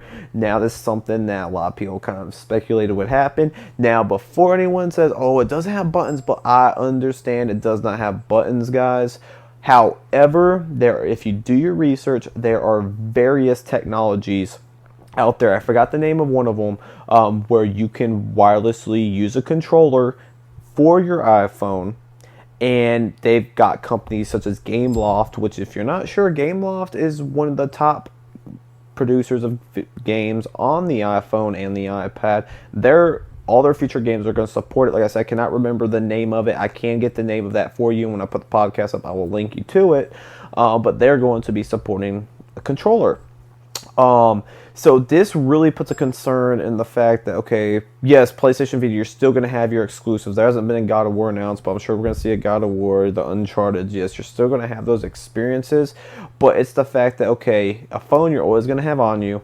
You already have a phone that's as powerful as the PlayStation Vita. Yes, it's not as big of a screen, doesn't have physical buttons. I understand that. Hold on, we got a couple of posts from TGS here. The creator of Mega Man is apparently working on Soul Sacrifice, and it's going to have 4-person multiplayer. And also, you are going to be able to read manga. Okay, that on really the that second Vita. one you're going to read that. And also, Ashton, you should not have gave him the link I to the shouldn't, feed. in hindsight, straight really. straight from Twitter. I love the way the virtual Vita are on around the screen showing this Black Ops footage. Very edgy. Plus, it gives the side benefit of preventing you from getting great look at gameplay footage. Anyway, it was actually prior news that Keiji Inafune was working on a new game since he had left Capcom. Looks interesting, and with 4-person multiplayer, that seems like it would be really interesting. So. Also, I would just like to say, I think there is an audience for reading manga on their Vita. There is Japan. You talk to Joe or myself In Japan. and Whatever, I I'd would totally love... read manga. I would read some Trigun. Seriously. Yeah, dude. But, Bridget, you like anime? Would you read manga if you had a Vita? Yeah. I mean, even if they put it like on my phone, I would probably. Yeah, like I read books. I read Be full books on my interested. fucking phone. I just wouldn't bring it up during the... I don't feel like it's worth interrupting a podcast unless it's Wake Up Club, because that's, world-changing. Well, I would just like to say I was cramming it in with KJ Inafune. So, Nick, go back to what you were saying. But yeah, going back to let me for Tokyo Games just confirm that Red and Blue, they were Vitas, not PSPs. However, more than likely those will be just released in Japan. Nothing was said about North America. But yeah, back to the whole thing. So we've already got an iPhone 5. It's going to have, as far as speeds go, it's going to be, let's say, on par or maybe a little bit less powerful than the Vita. So as far as power goes, because that's what everyone's talking about, oh, the Vita is this powerful, blah, blah, blah. We've already got a phone that's going to be competing with it. The games are a, fifth, sixth of the price. You're always going to have your phone on you. And yes, really the only thing that is holding Apple back is the fact of controls, which I really think that once they nail something, they get something going with controls, that's when I think that we're going to kind of see an end. Because the thing is, Apple is all they've got to do is start investing in game studios because they've got money to do it. They start investing in these game studios and they have their own exclusives. I mean, they already got their exclusives coming out, but get their blockbuster games that are competing with games like Uncharted and stuff like that. There's going to be concern because the thing is, anyone that has an iPhone 4... Sony's done. Anyone that has an iPhone, yeah, I don't think it's going to impact Nintendo as much as it would Sony. But anyone that has an iPhone 4 or a 4S, preferably a 4S, if you doubt me, because I'm about to put a big statement out there, and I know people are going to doubt me, but if you have an iPhone 4S, you check it yourself. It's free, so there's no excuses. Go check out a game by the name of Dead Trigger. I think that's what it's called. Let me check right now. Dead Trigger, obviously if you have a 4S, it's going to look better, yes, Dead Trigger, than it would on the iPhone 4 because it's advanced hardware. Dead Trigger on the iPhone 4S visually looks better than any other game on the PlayStation Vita at this point. I have a PlayStation Vita. I've played Uncharted. I've played these games that look awesome. Dead Trigger... now keep it down. This is the 4S, not the 5. 5 has double the power. Visually, I have not seen a game on the Vita that looks as good as Dead Trigger on the 4S. But my question is, how does it play? Like, well, this whole thing. Obviously, the thing is like, these games can look great on the Vita. They can look great on the fucking iPhone. But if you ask me which portable device do I game on the most, it's my 3DS, the weakest of them all, because it has the most games that I enjoy and that I'm engaged in, and granted that I've played a couple games on my phone that I've enjoyed. Fruit Ninja was good. I enjoyed Game Dev Story. Yeah. Infinity Blade was kind of neat. Yeah, I mean, I just want good games. Like, fuck what they look like. Like, you can give me fucking 2D sprites for eternity if the game you're making is awesome. That's my main problem with Game OS is obviously there's no controller, but oh well. Right, but would you guys agree? The thing is, whenever I look at the games list, and I actually do this quite a lot in my free time, it's just I try to look through the top free games. I keep cycling through them, and I was like, okay, there has to be some really good game right here. I mean, maybe I'll even pay $5. And so far, the games I found were really short. But see, that's why you do have to do some research and look into. I mean, look at the games. Like I said, Dead Trigger is a great example. The Nova series with Gameloft.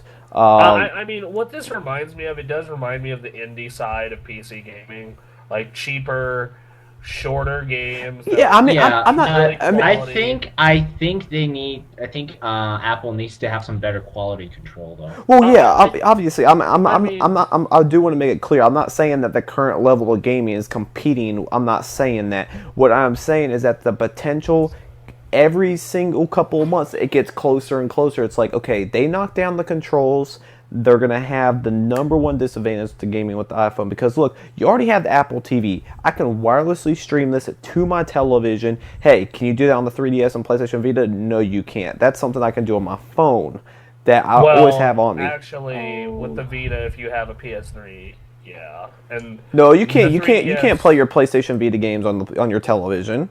You should be able to, even though they don't do that. They probably have the tech to do it. Right, but we don't have it at this point, is what I'm saying. Yes, because Sony planned out the Vita perfectly. Exactly.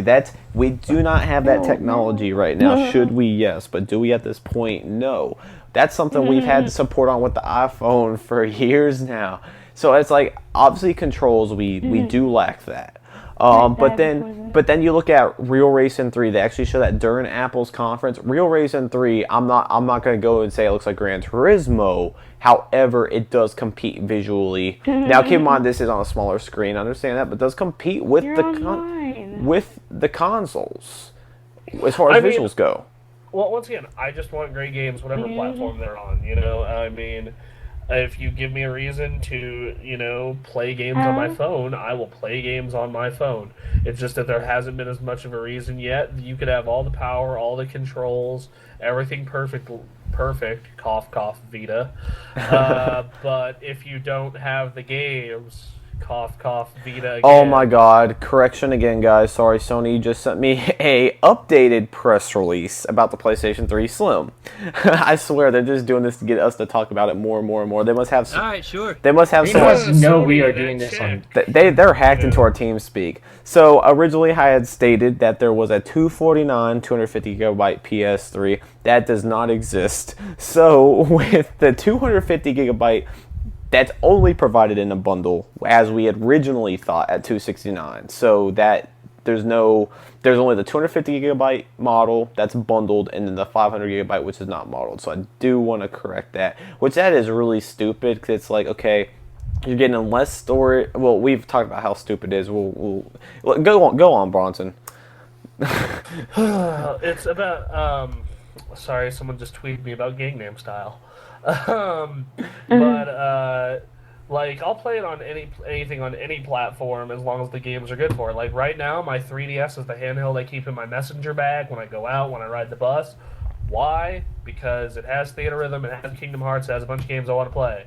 When the Vita first came out, it was the one I was carrying with me. Why? Because I had 5-6 new games to play with it. They're all a whole lot of fun.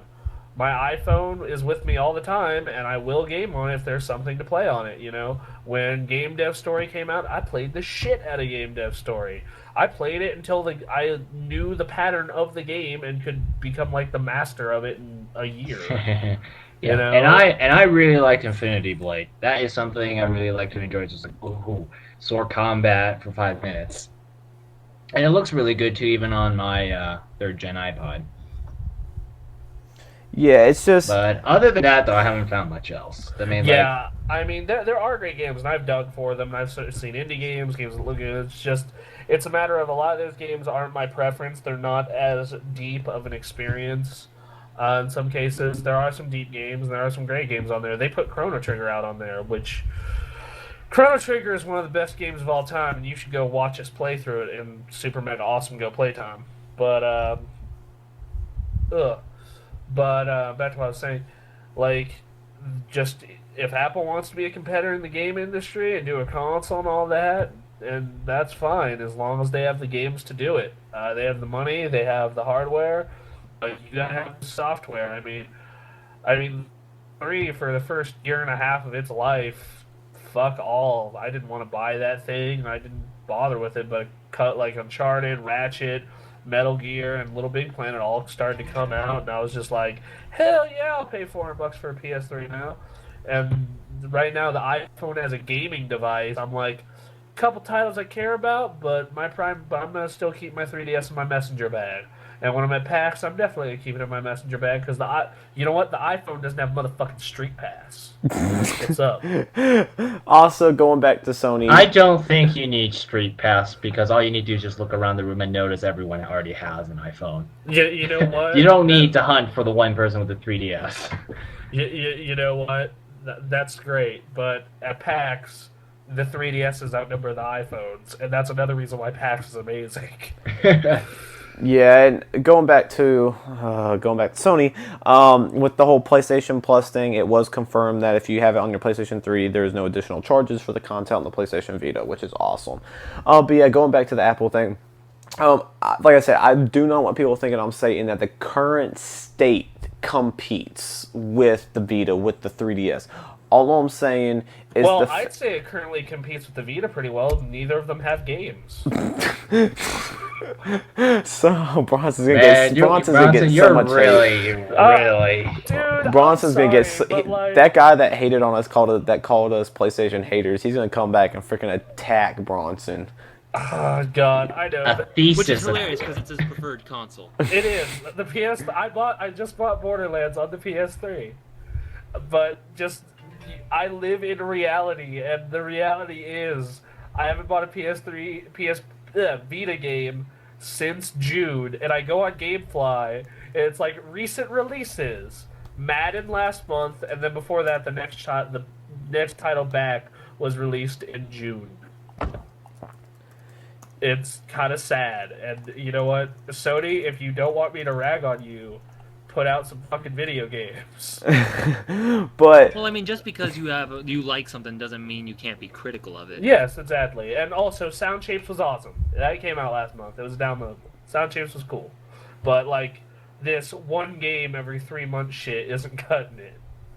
Yeah. But yeah, like I said, I'm not saying the current state. All I'm saying is that I don't really think Nintendo, just because of the fact that Nintendo excels in their portable market, but Sony, they really need to keep an eye out, because I'm not saying that within these next couple months. All I'm saying is that as far as power goes, they've got the Vita matched at this point pretty much. As far as features, they outdo the Vita in some aspects. I can play it sounds ridiculous, but I can play games on my iPhone on my TV, but can't do the same with my Vita. That's ridiculous. And as far as the capabilities, I mean, the one I bought. Imagine Angry Birds, 55 inches. That's what I want people to get off of. Yes, you have your Angry Birds, but you do have your more hardcore games as well. Like I said, if you have an iPhone, check out Dead Trigger. I love that game. Dead Trigger is awesome. Is it as detailed as, let's say, a Battlefield? No, it's not. But Dead Trigger is free.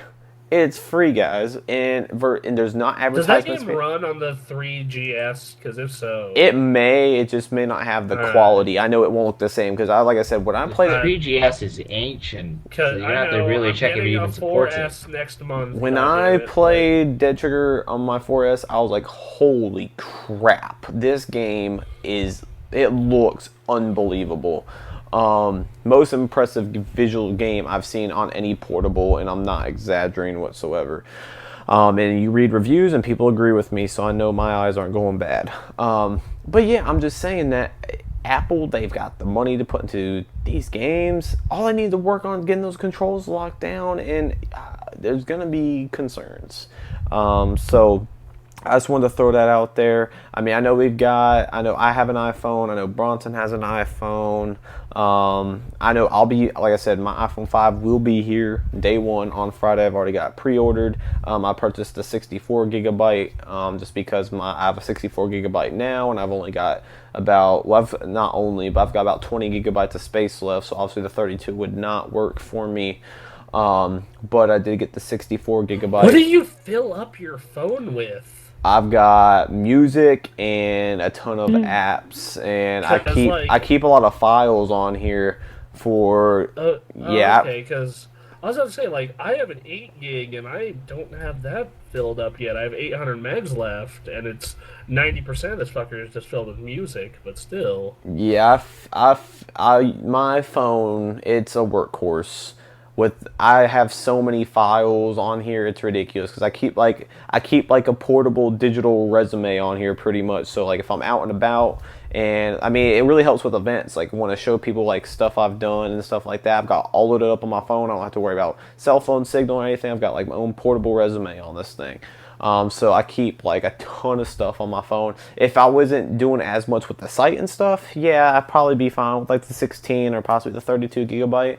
But with like the stuff I've got loaded up, and it's ridiculous. Like the amount of stuff I got on my phone, I've got so much. But I will have that, and I cannot wait. So I might talk about it briefly on the next episode of Unscripted Access. Just kind of give you guys a brief overview of my thoughts on the device.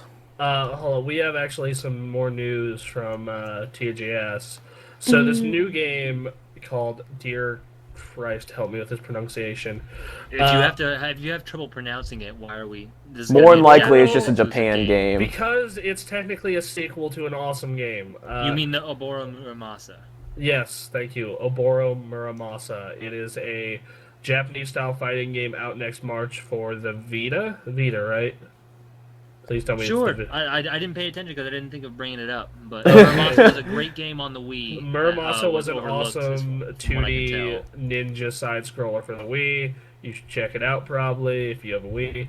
Also from the Namco Bandai guys, we got Valhalla Knights, which is an action-adventure game for the PSP. This is Japan, dude. What are you doing? No, that's a Gundam game for the PSP. Sorry, I read too far ahead. No, this is from Koei Tecmo. Hey guys, Gundam. This is from Koei Tecmo, Taikiden, and it's for the Vita, along with Valhalla Knights for the Vita, and for the PSP, because we all know PSP, bro. Oh my God, dude, Gundam. Really? So that's okay, go back. So I guess instead of only announcing the things that are relevant to us, I guess we're just announcing everything. We should have just announced everything. We should not, Japan. but you clearly seem to be pushing the issue. I think it creates Gundam, funny conversation. Gundam on the PST. well, the Vita isn't region locked, is it? No, it's just some of these games you can tell they're not going to come to. And also, just look at some of these games. If you have the stream, you should look at some of these games. They are not coming here, and one or two people are going to want to import Muramasa these. sold like over half Muramasa, a million. okay, I was okay with you bringing up Muramasa, the PSP Gundam game. I don't know. Valhalla Knights has a shot. Those games have made it to the States. Oh, Well, I hope they do. Oh. So yeah. While we're here, let's talk about Senran Kagura Shinobi Versus. You know what? What's it about? What do they say it's about? I'm curious. I don't know. I just know one of the people at Kotaku call it the booby game. The 3DS movie game. I don't. Yeah, whatever. I don't. Oh my God. Ashton, I really like it how you said that name so well. I've been practicing. I've been trying to learn Japanese, man. I'm not getting anywhere, but I can pronounce okay. I would just like to say, when you get out here, you gotta help me learn bass. I'll help you out, man. Don't worry about it. Anyway, so where are we at? Are we still talking about iPhone? I'm just finished with iPhone. Yeah, I'm pretty much done with. Like I said, I'll have my iPhone 5. Bronson, you said you're going with the 4S. Yeah, mainly because of price over what just happened to me financially. $200 plus tax, a little much right now, so gonna have to flip only $100 for a 4S. Yeah, also, we already talked about this on Game Pass, but basically, the 4S is now $100, only the 16GB model will be available, and the iPhone 4, the 8GB model, I think, is now free with a 2-year contract. Yeah. So if you want your cool Retina display for free, you can now get one. Free asterisk, but yes, yeah. 2-year contract Free, requirement. Free, sell your soul to whoever for 2 years. Also, a small thing is that if Apple's already at this point with the A6 processor, what are they going to come up with next year?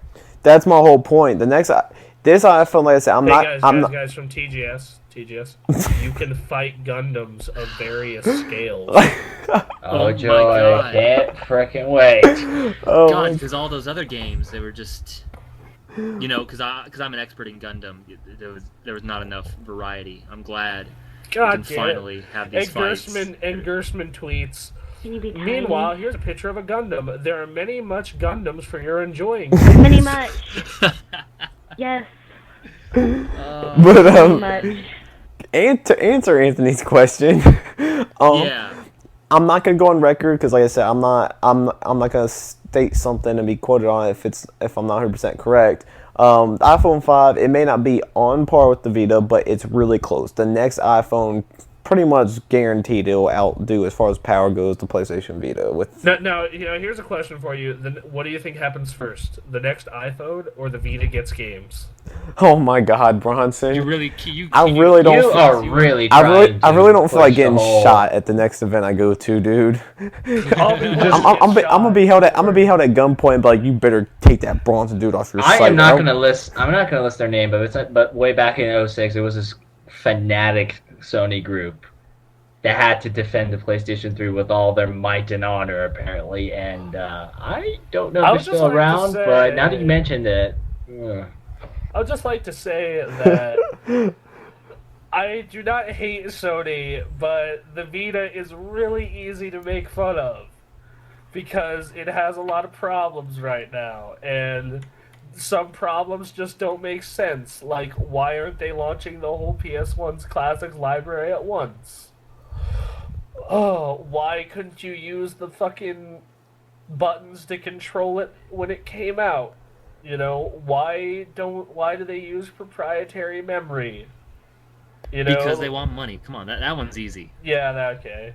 You know, I don't know. It's kind of sadly weird that people would dedicate their might. and honor. Sony PR says that the reason why they use proprietary memory is so they have an equal playing field with memory, so that way people don't get like speed advantages. You know with what? I know fast memory. I know that's bullshit because they actually tested this, and Wipeout loads faster with different sizes of memory card. So Weird. All right. fuckers. Yeah, it's like the smaller one loads faster, right? No, it does not. Okay. The bigger one does for some reason, which makes no sense whatsoever. Anyway, Okay. Just so you guys know, I actually do like the Vita and hope it does well, but I'm kind of pissed off at it right now. He for not having loves any it, but he's games. mocking the company that seems to be pushing it back. Yeah. You know, holding it back and not promoting it. He wants it to be successful. You know, the hardware's amazing. It looks great. I love when a game does come out on it. I enjoy playing it on it. But there's no games, and they have just there's no marketing. There's no games. They fucking have no idea what they're doing when it comes to putting PS1 games out on the store.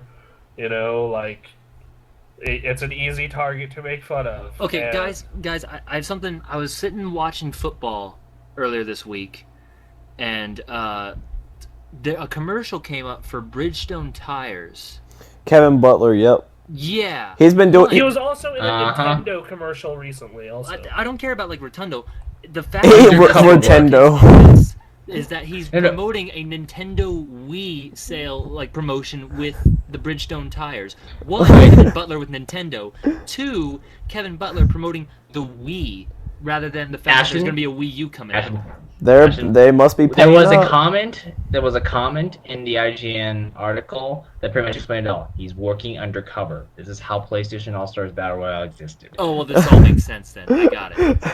Yeah. He's also working with Bridgestone tires to. Infiltrate Nintendo and get Right, ideas of from course. Smash Brothers yeah. while promoting Mario Kart. You know, Sony, here's my advice for you. All those weird Japanese games you're not bringing to America, bring them here. Second off, make original games for Vita and not just ports. Third, cut the fucking price.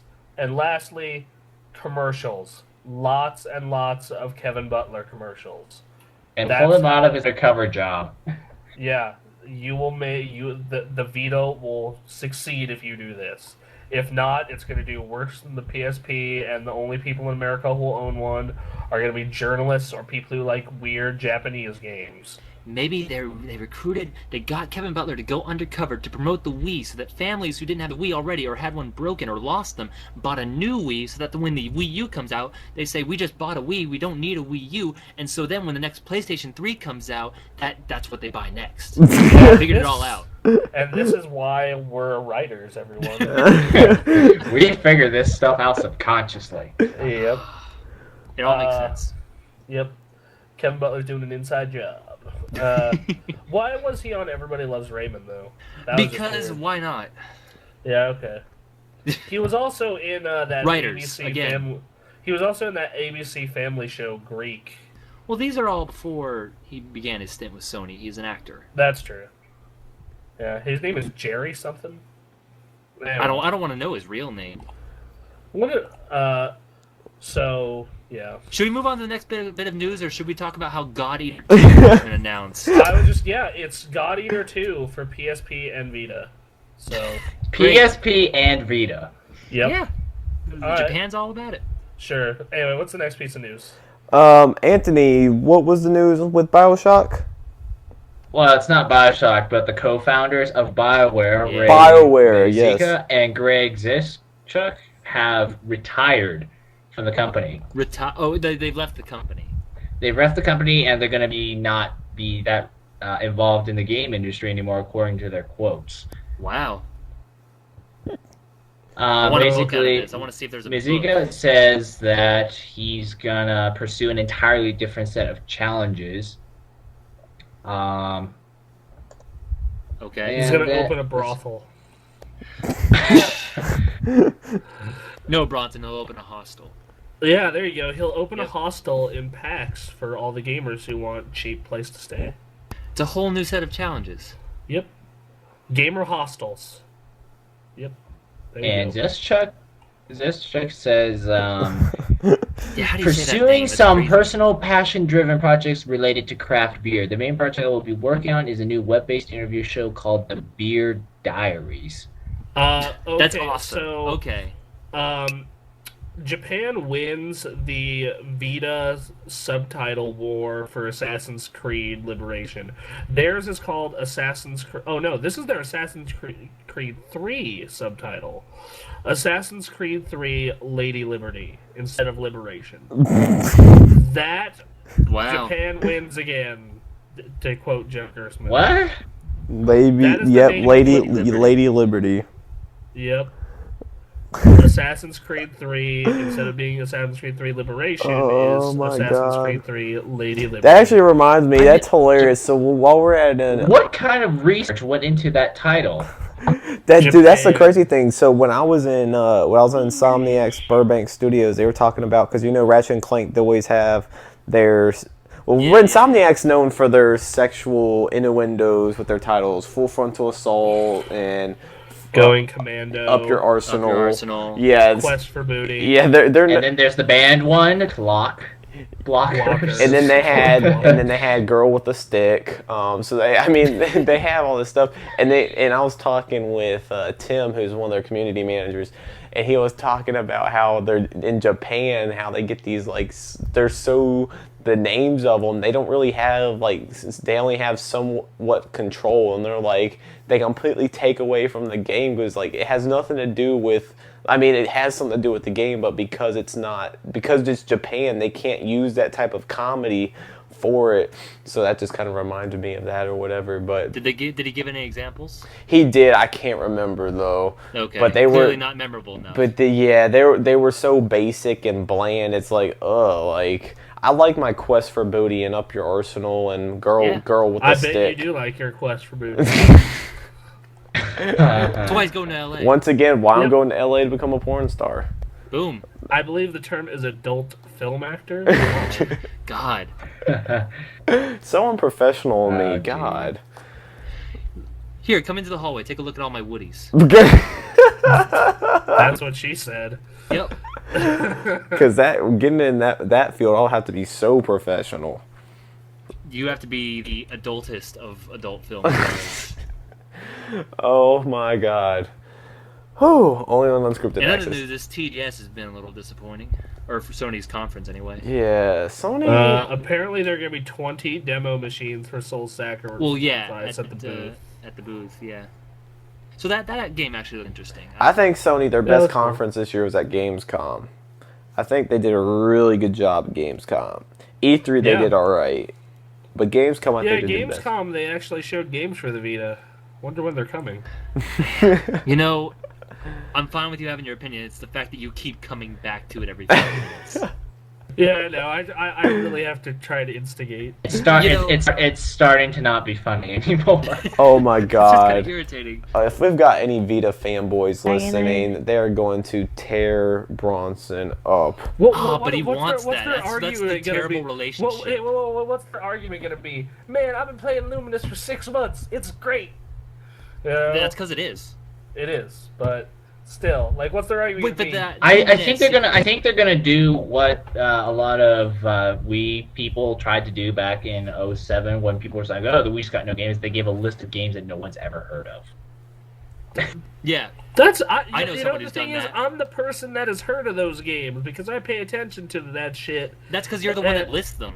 You're that person that Anthony was talking about. Yeah, exactly. Like I'm talking about for the Vita. Like I'm the person who like pays attention to those fucking games on the Vita, and motherfucker, I know that those games are coming, but they're not out now, and they need them now. And my Vita, I used it 2 weeks ago when I was at the laundromat to finish up some Metal Gear trophies.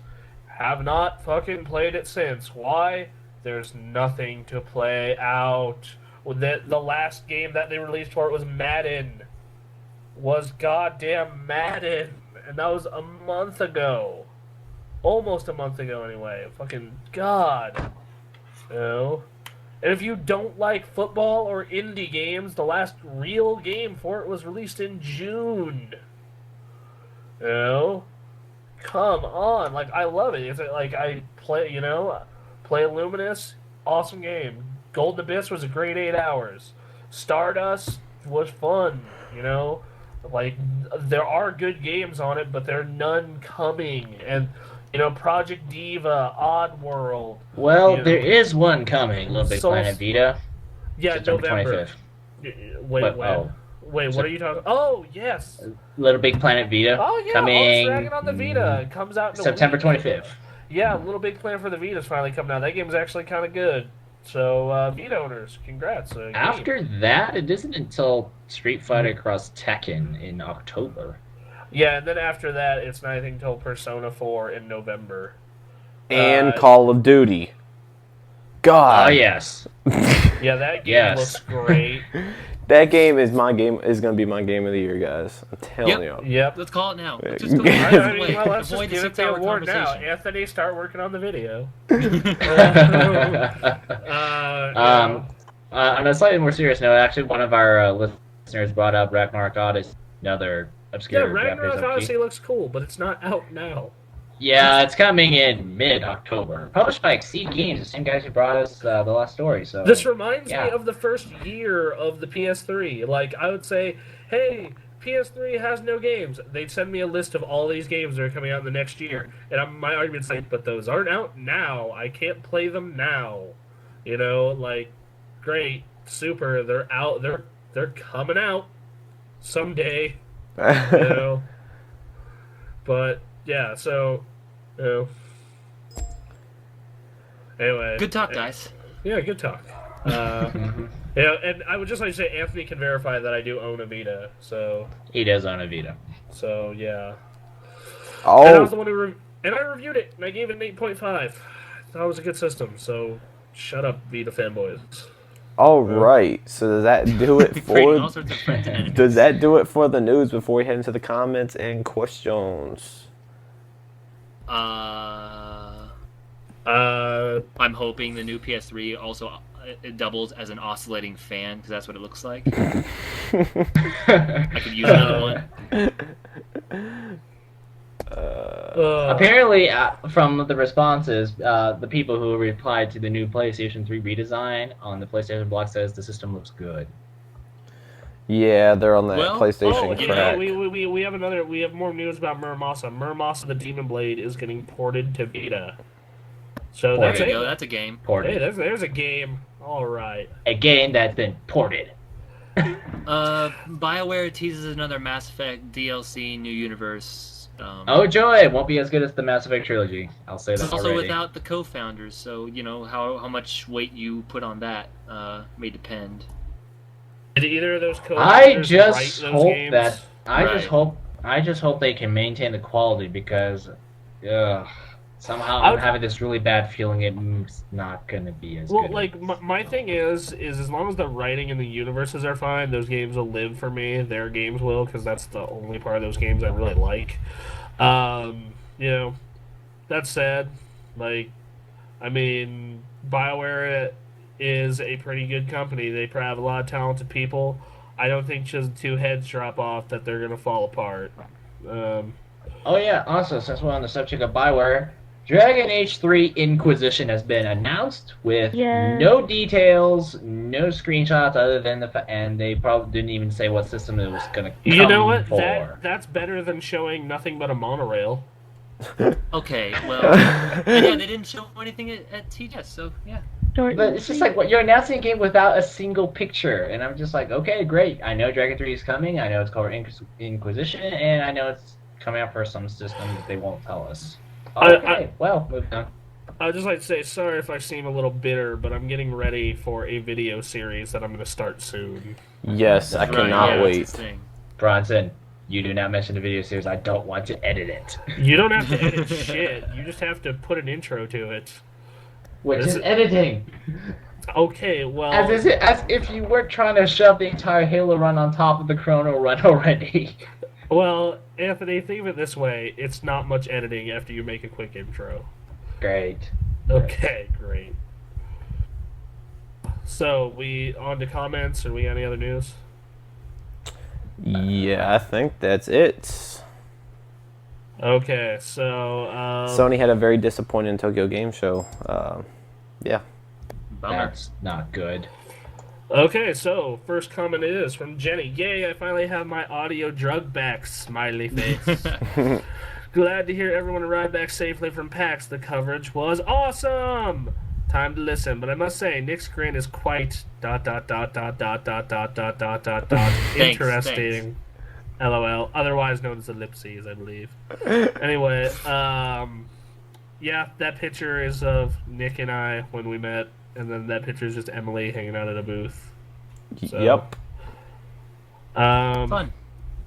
So Lambo wants to know, please post pictures from PAX. I will have some up. I did not take many pictures just because I was so freaking busy, but I do have some pictures that I will be posting to my Facebook fan page, and because you don't have a Facebook, I will be posting them to the site as well. So, Okay, so for mine, you do have to have a Facebook. Sorry, everybody, but I'm not tweeting 150 no, upload them to pictures. your profile on the site. Can I bulk Yeah, you upload can- them? Yeah. You Okay. just create an album. I can show you how to do it. You just create an album, select all of them. I'll figure it out. But okay, but for now, I'm the only Bronson Fiore on Facebook, and if you can't figure out which one is me, I don't want you following me anymore. Oh. Okay, that's Whoa, harsh, but okay. yeah. I'm sorry, but dude, there's a lot of pictures of me on the internet, and Well, what if they search for Bronston? Or what about Brothon? how did we come up with Brothon? Oh yeah, that. Yeah, that. Damn it. Gross Goddamn time. cab company. But I took 150 pictures at PAX, and there's a couple more on my phone, actually. So if you have Facebook, Bronson Fiore, I have a picture of me with a solid snake. So, you know, not that hard to go look me up and check it out. So J-Sway says, now it's my mission to make it to PAX Prime. The more and more you guys talk about it, the more excited I become for next year. Smiley face. I was thinking about the East, but Nick's saying it was much smaller and Prime was much better. I'll be saving Prime since I doubt I'll be able to afford both.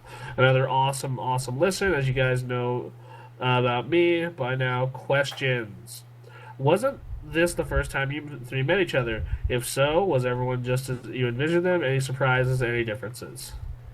So Emily's not on, but yes, this was the first time we met, and unfortunately, we did not have much time to hang around just because we were busy and we were doing different things at night, blah, blah, blah, blah. But yeah, I mean, for the most part, I mean, I know at least for my end, Bronson was who I expected. Emily, I did spend some time with her. She didn't seem much different than what I expected either, so that's awesome to see that people are the same person online as they are in person. About what I expected. Emily's a little quieter in person. But other than that,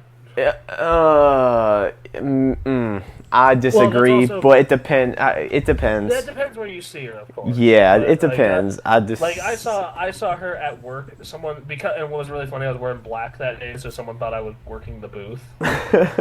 I was wearing all black, so I matched.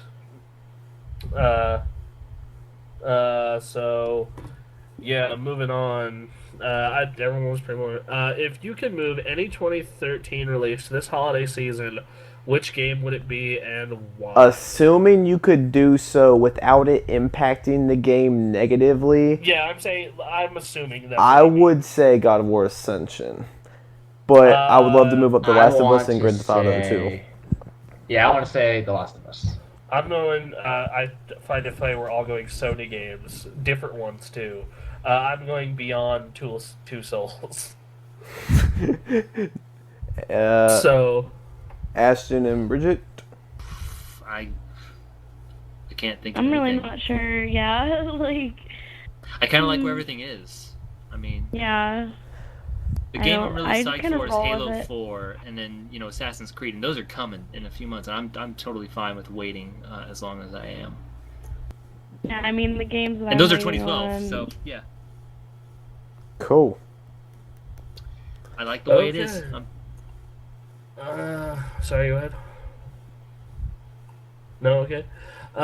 This next thing we've already answered, but thoughts on iPhone 5 PS Vita compatibility? Yeah. Oh wait, we forgot to answer. He said Jason asked which game and why. Why? For me, because I'm a Okay. huge God of War fan, and the online multiplayer for God of War Ascension is incredible, and I'm ready to see where the story goes at with Kratos.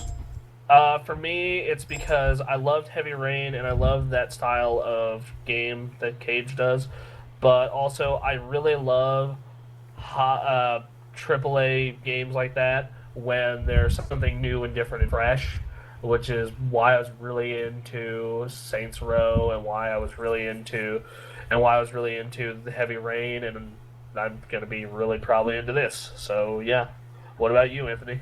I am really interested in The Last of Us, and I really want to try it because of the axis of power AI. It just sounds like artificial intelligence that I have never seen before. It's I really insane. Want to try it. As someone who's witnessed it, trust me, it's incredible. Oh my god, I can't wait. Ugh. Yeah. it's Next why year is going to be really crazy. Want to try out The Last of Us. Alrighty. I guess next up is. Oh, whoops! Clicked on the wrong thing. So, unicorn jizz. Ha ha. Wait, ha, whose ha, comment ha. is it? Oh, sorry. Yeah. It's Cray T. Okay. Cray T says unicorn jizz. Ha ha ha ha ha ha ha. Highlight of the show. Happy to see you guys all back with the show. You know the community loves and is evident. Cray T, man, you and I gotta have. I struggled with English too. I can help you out, bro. I'm just saying. Wow. All right. I'm not. But yeah, I'm not any unicorn jizz, man. Yeah, unicorn, Again, that- PAX Prime. You gotta take me to that place. Yeah, PAX Prime. We're all going to a gay bar and trying And some unicorn jizz. Bronson, when you said And I will make sure there are females there so people don't get the wrong impression about me. Okay. Bronson, when you did the haha part, you just brought me back to the Gym Inquisition video you showed me, and it actually showed that Final Fantasy X Laffy scene, and I was like, oh my goodness, it's gonna haunt me for the rest of my life now. The thing about that scene is, Oh. the thing about that scene that you're talking about is they brought it up during something I watched today, and it's supposed to be intentionally bad. They're laughing because they're Okay, forcing but it's laughter. creepy. It is. That's I the agree. problem. Like, Anyway. I understand intention. I understand forced laughter, but oh my goodness, it just scares me now. All right. What do you? His question is one of his questions is, what do you think about the Wii U pricing? Do you think it'll be as successful as the Wii? We kind of already discussed that. Yeah, we already did. Yeah. Little high, and I think it won't be as successful, but it'll still be a success. Yeah, a little high and us. Yeah, I mean, we already discussed that. So. All right. Based on the Wii U pricing, what do you think will be a fair price for the next Xbox and PlayStation? We already talked about. We already talked about that one too. Oh my goodness! And the next one is, oh my goodness. The only thing they can't do for pricing is go $600 or more because they will get killed. The economy, I mean, well, people not just only won't that, pay by that memes. That is still a meme. 6 years later, when someone brings up a high-priced electronic device, someone puts up a meme of Kazurai going $599 to this day. Same thing if someone brings up Ridge Racer or Giant Enemy Crabs. Or Massive Damage. I can't believe that Ridge Racer is still going on. That is, oh my god. Well, the way they were announcing the stage and how the Racer. crowd had no response to it except one person. I just find it funny that all that happened in 1 2-hour segment. Like that is just terrible. Like that is like meme explosion right there. Anyway, the next question is, do you see a Vita price drop anytime soon? Maybe. Nah, they already said that there definitely won't be a price drop this year, which obviously is kind of too late. I'm going to say around March, around fiscal year next year. I think they're going to announce, like I said, I think Sony's going to hold their own press event for their next PlayStation. I don't think it's going to be during E3. I think they're going to announce it beforehand like they did with the Vita, and I think they're going to announce the price and then drop the price of the Vita shortly afterwards. No, Sony continues to make awful decisions. So you think they're going to be like PS4 and it's out today, Sega Saturn style? Just really piss off. Oh my! Oh no, that would not be good at all. No takers. All right. Oh no. Oh god. Sony, I love you, but I feel as though because 2 weeks ago I gave Microsoft so much shit, I have to sling it out a little equally. So, guest Lambo91. Yeah, Lambo. I know you got an account. Log in, man. Log in. Yeah. All you guests, what's up? Log in. You know, make actual accounts. You know, if you Plus, you can get your own picture too. Yeah, and also if you have an account here, you can harass me through private messages. And Nick, don't you want to harass us personally? Thanks, Bronson. I appreciate it. Like, God, like, I know you have my Facebook, but having it on the site is just so much easier to harass me. Actually, I really love talking to anyone who listens to what I have to say. So, honestly, it wouldn't bother me at all if you do. But, so, Lambo says, just finished listening to the podcast. I missed summer when I was free almost the whole day. Freaking university giving me a new routine. Yep, I can definitely understand that. His first question is, it's directed towards Emily, so I guess we're just going to have to answer this the best we can. I've heard a lot of stories in podcasts where people went to gaming conventions and almost 60% of them are lesbians. Emily, I met 2 lesbians in my class, and both of them were into gaming. I mean, hardcore gaming. They went and all talking about old school games and how they own every single console. My question is, since you're the best person to ask the question, you being in this position, what is up with lesbians and video games? I don't know if we can answer that. Yeah, I'm not going to answer it.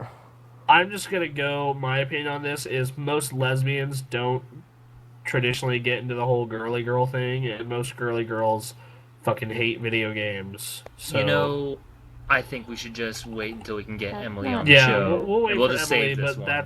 That's just my take on it. Because I don't think any of us are lesbians.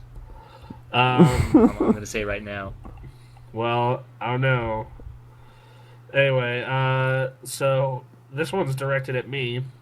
Since I'm into comics, I've been reading them more recently. I always want to know, but never met a person that was into comics, which leads to the question, Batman versus Mystique. In a battle full of traffic and innocent people walking, who would brilliantly defeat his opponent without citizen attention? Batman. I kind of looked into this, and if it's at night, in the rain, or any darkness around, Batman takes it easy. If it's during the day, Mystique has a shot, but if Batman has a high area to perch on to lure into a side area or someplace where he can't be seen, Batman would probably take it also. But if it's just kind of like wide open space and crowds, Assassin's Creed style, I'd have to go with Mystique. I will always go with Batman. Batman all the way. Also, Batman beats everyone if he has time to plan. That's basically the rule that we had to come up with because a while back, Ashton was here for this. At the Halo Reach midnight launch, me and a bunch of other people had a debate over who would win, Batman versus Thor.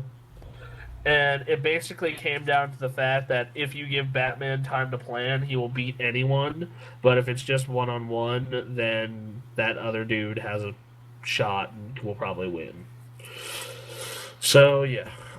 He's like the vampire in Scribblenauts. You know, people who have played that game will know. Vampire beats you put everything. vampire in. You put vampire against God. Vampire turns God into a zombie. Why? I don't know. But that's just how they did it. Scribblenauts, bro. Scribblenauts. It's just how it is. Cthulhu versus vampire. Vampire wins. What was the one thing that Vampire didn't beat? Black hole. Black hole. Which isn't even a living thing. That just That makes destroys sense, everything. actually. Was there anything that beat Vampire that was a living thing? No, not that I found. Didn't we try Scribblenauts with a stake? Did that work? No. What?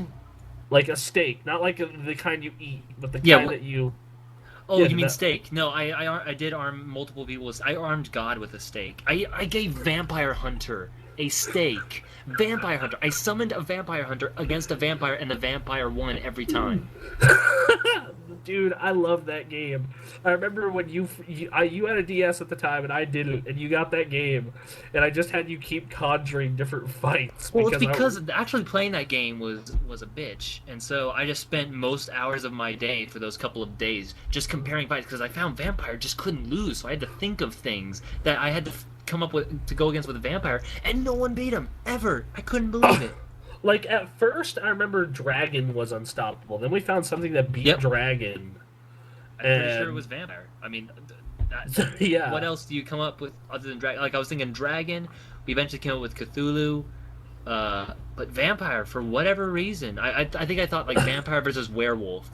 And I was like, well, Vampire won. Well, let's put him against God. He beat God. Okay. Vampire Hunter dies to... Okay, well... Where do we go from here? I don't know. There you go. So yeah, Batman, Vampire. It all explains everything. There you go. Alright, so final question / comment is from Alex1873. And he's old. Yeah, dude, that means shit. Jesus. He's 139 years. He's fucking 139. Something like that. Something close to that. Yeah, like 139. He's hanging in there. Yeah, he's 139, so...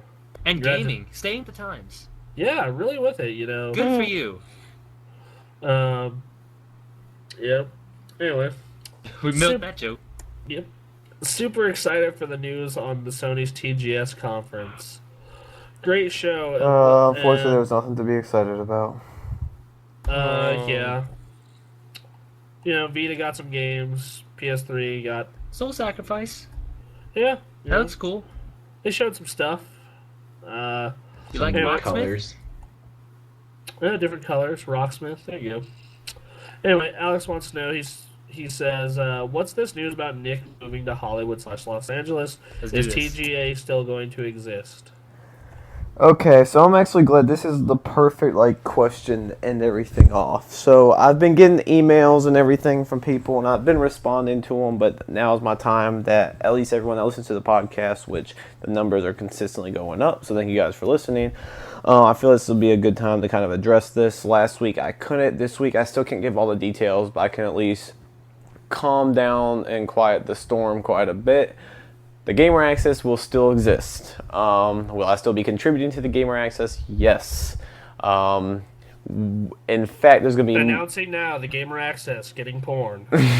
Yep, that's the type of content It was bound to come. That's the type of content I'll be contributing. So we will have an age gate, and if you're at work and you come to the site and you get fired, you can't blame me. So there will be updated terms and conditions. So that's the next move for the Gamer Access. It's called the Gamer Access for a reason, giving you access to every need. Triple access. We're thinking about changing the URLs from .com to .xxx. Of course. Oh, that's already in motion. Oh, okay. Yep. So the GamerAccess.xxx will be the new website, and should be very interesting. Now We should actually. Some people seem to be concerned that this website is going to go away, so we should maybe keep off the jokes for just a minute. but All right, I'm sorry. That one was just too easy. I know. But Pass, but yeah. yeah, I'm moving to Porn Valley. Nah, but so Oh yeah. so the site is not going to change or be impacted negatively in any shape or form. I've discussed with the whole staff what all's been going on, and there's nothing negative whatsoever. I'll still be doing stuff with the site. We'll still be doing Unscripted Access every week. We'll still be doing all types of content. The staff, it's not like anyone's being just abandoned from the site or anything. It's still going to have the same staff together. There's actually going to be more content coming from me just because of the fact that now I'm actually going to have a job where my job will be producing content in the gaming and tech industry, which I will be allowed to be posted on the site. So that's awesome. That just means more content for you guys to come watch. I will be working in Hollywood. Don't have an exact spot where I'll be living, but obviously I'll be living in close proximity from downtown Hollywood, where I'll be working in a really nice studio, which I'll be talking about, and hopefully once I get all situated out there, I'll be able to post pictures and keep you guys updated. My whole goal is to keep you all updated, so obviously follow me on Twitter at NickMcCandless, but obviously on the site, I'm going to be posting a lot on the site, guys. There's going to be a lot more content come to the site because of this, but yes, I will be moving out there. The site will not be disappearing.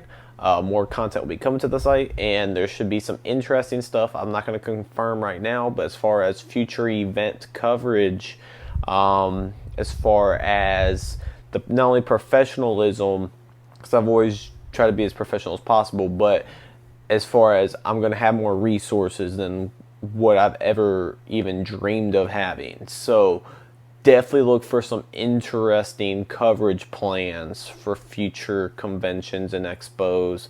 Expect a lot more coverage from these events and expos because like I said, it's gonna be a job, and the guys that I'm working with are incredible.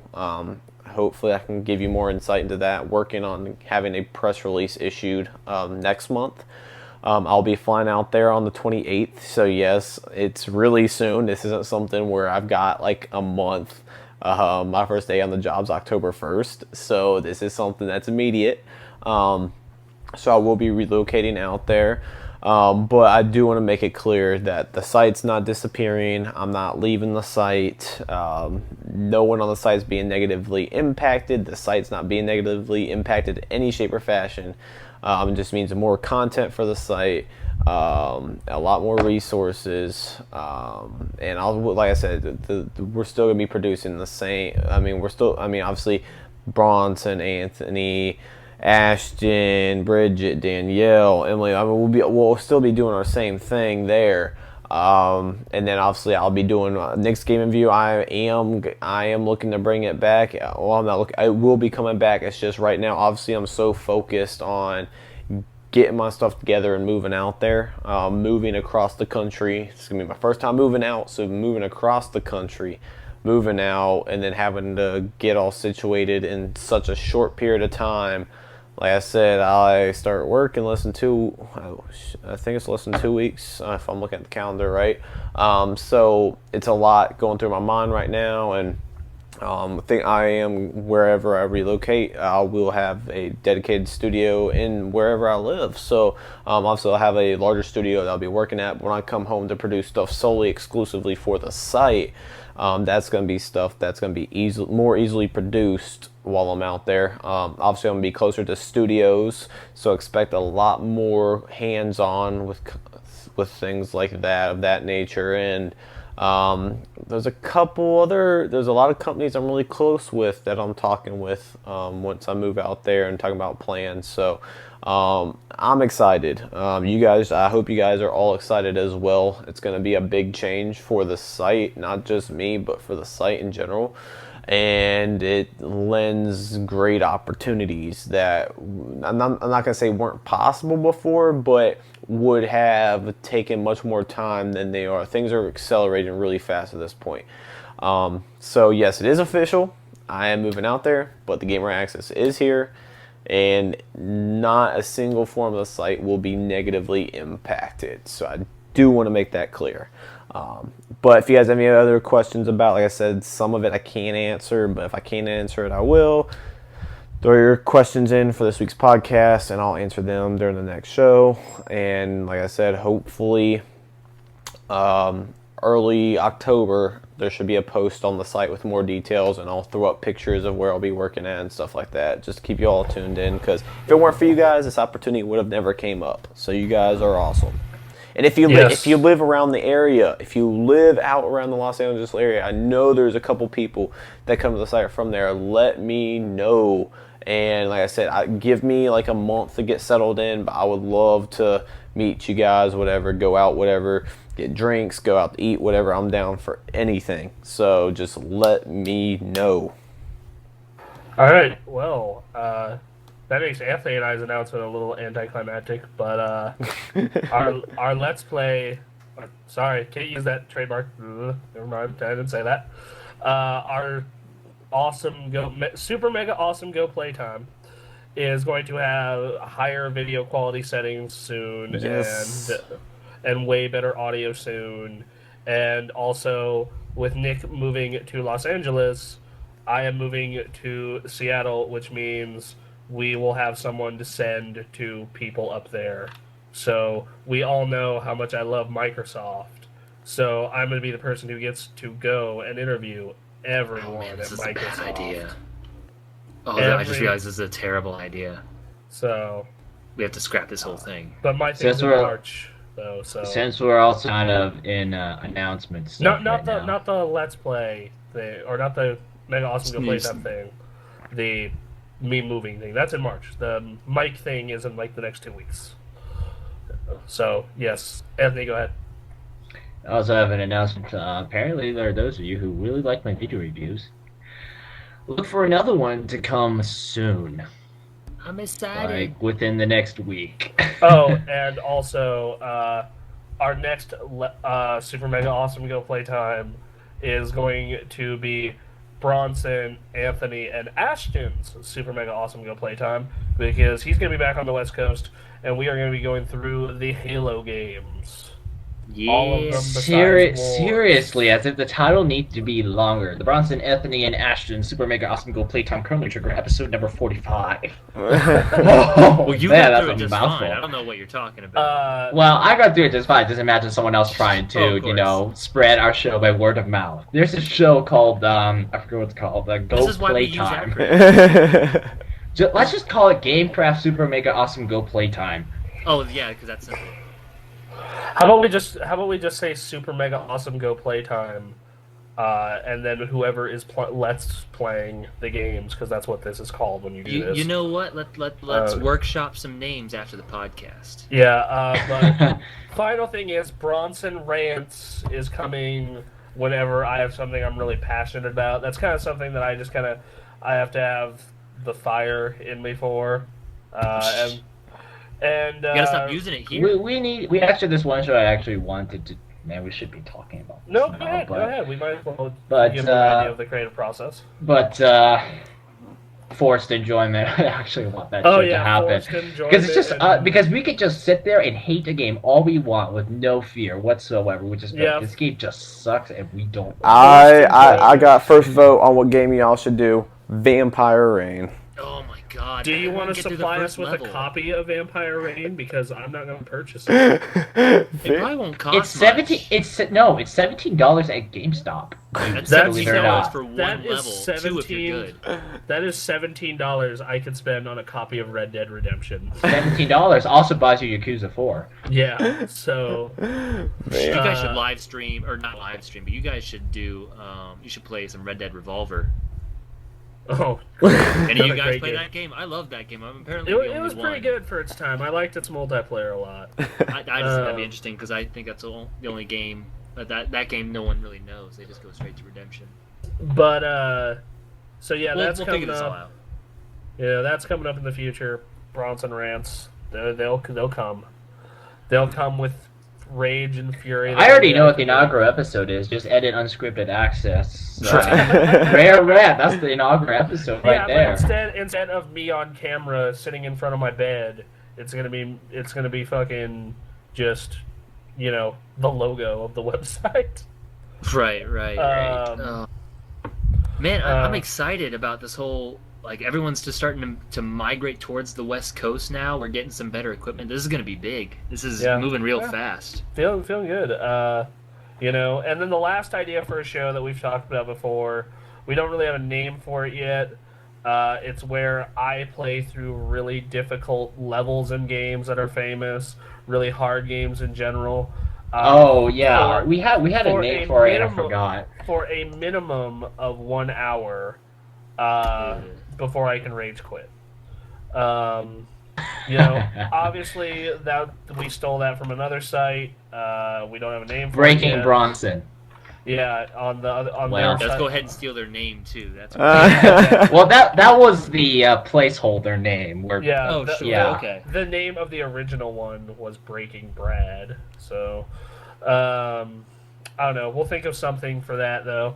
And tell us which of those shows you'd like to see. Do you want to see me get fucking super pissed because a game is difficult, or do you want to see Anthony Ashton and I suffer through games like Vampire Rain? I'm So- down to do an anime show. If you ever And wanted to you know do what? That's one. another thing. Bridget and I both watch anime pretty thoroughly. Yeah. And we've been considering doing an anime podcast. If you'd be down with that, that's cool. Not sure how to approach it yet, but Like- any ideas? What I was thinking was, and if you have any ideas, like for this anime show, please give them to me. Is we both watch an anime, like a couple episodes of an anime, and then we come in and talk about it the following week. Totally do Yeah. that. So, yeah. I So we don't got know. all those ideas flown around. I'm working on. It's been like months that I've been working on it at this point, but I'm working on a history of video games thing. I'm going to go through the very early years of video games.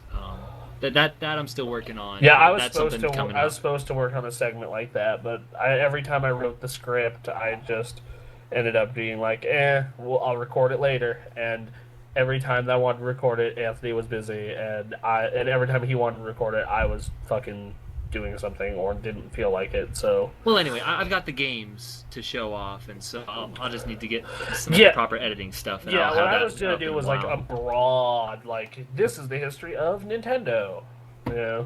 Well, right. Well, anyway, so so we got all these ideas for show stuff. Let us know what you like, what you don't like, what you like to see, what Yep. you think of Bronson. Yep. But yeah, please fill us in, because like guys, I cannot stress it enough. And I can't say this too much, but you guys are the reason why the site's headed in the way it's at. If it weren't for you We guys, love you long time. yeah, like seriously, like if there's anything we can do to help the site, whatever, just let us know, and we'll do whatever is humanly possible to make sure that we provide the best content for you guys. And like I said, I look forward to informing you all of what else going on and everything like that. And like I said, if you live around the LA area, please let me know. Please, I would love to meet as many people as possible. So Same thing with Seattle. Yes, we're kind of moving in the more populated areas. Basically, the plan right now is Seattle and LA until we can afford a full office. Then we go to one place in general. Correct. That's kind of where it's going, because I believe I'll be in LA by the end of 2013 as well, so that'll be interesting. And I'm looking up the name now, but I was at the locally, I was at the Escapist Expo, because if you guys don't know, I'm currently located in Raleigh, North Carolina. Won't be here much longer. Got less than 2 weeks. While I was here, while I'm still living here, I covered the Escapist Expo, which was in Durham, only about a 40-minute drive from my house. I was covering it for WREO, which is the largest news network in North Carolina. And Shani, don't know if that's a male or female, but Shani said that he or she was there. So, like I said, next time you guys are at an event, especially with me being out in LA, there's going to be a ton of events going out there. Also, let me know, because if I'm there, I will find a time to catch up with you. I don't know what events I'm going to be at next besides PAX Prime. I'm going to be going to that for my vacation once again next year. I'll definitely be at PAX Prime. So I'll be at PAX East, PAX Prime, CES, E3, Comic Cons. I'll be at almost everything. I'll be at the VGAs, although VGAs only invite only. But regardless, that's coverage you can look forward to. So still, like I said, might go to CES, but next event I go to, I'm for sure gonna do a fan meetup. And definitely for PAX, I'm going to pick a day and a time and be like, hey, I'm going to be here at this restaurant or this place at this time. Hang out, we'll have dinner, it'll be great, or we'll have breakfast or lunch or whatever time it is, And that's the current plan for that. So, yeah, right on. Yes, definitely. We'll get that set up. PAX Prime is a ways away, but we will definitely get What are you talking about? Only 330 days-ish? We're doing this now? All right, well, at least he guessed. He didn't actually look it up. Yeah, somewhere around there. But, yes, so I think for all of those that are fans of longer shows, Jay Sway and other folks, I'm looking at the recording, and we're at over 2.5 hours. So we didn't hit the 3-hour mark, but we are definitely exceeding the 2-hour mark, which we haven't done in the past couple episodes. So hope that floats everyone's boat. Like I said, we'll keep you all updated. Unscripted Access is back to its weekly routine. And yeah, that's it. Anything else anyone wants to say before we close the show out? I have an idea for another segment I'll tell you about later, and goodbye, everyone. I'm starving. We're glad we did this on the podcast. And Bronson, yet again, does not eat before the show. All right. We love busy you guys. playing Borderlands 2, bro. We need to come up with a segment where we just say I love you guys for half an hour. Well, we need to come up with a segment where we only have to say positive things about news and games. We're not doing this now. No. God. We'll do this afterwards. All right, Bronson, say something positive about Don Matrick.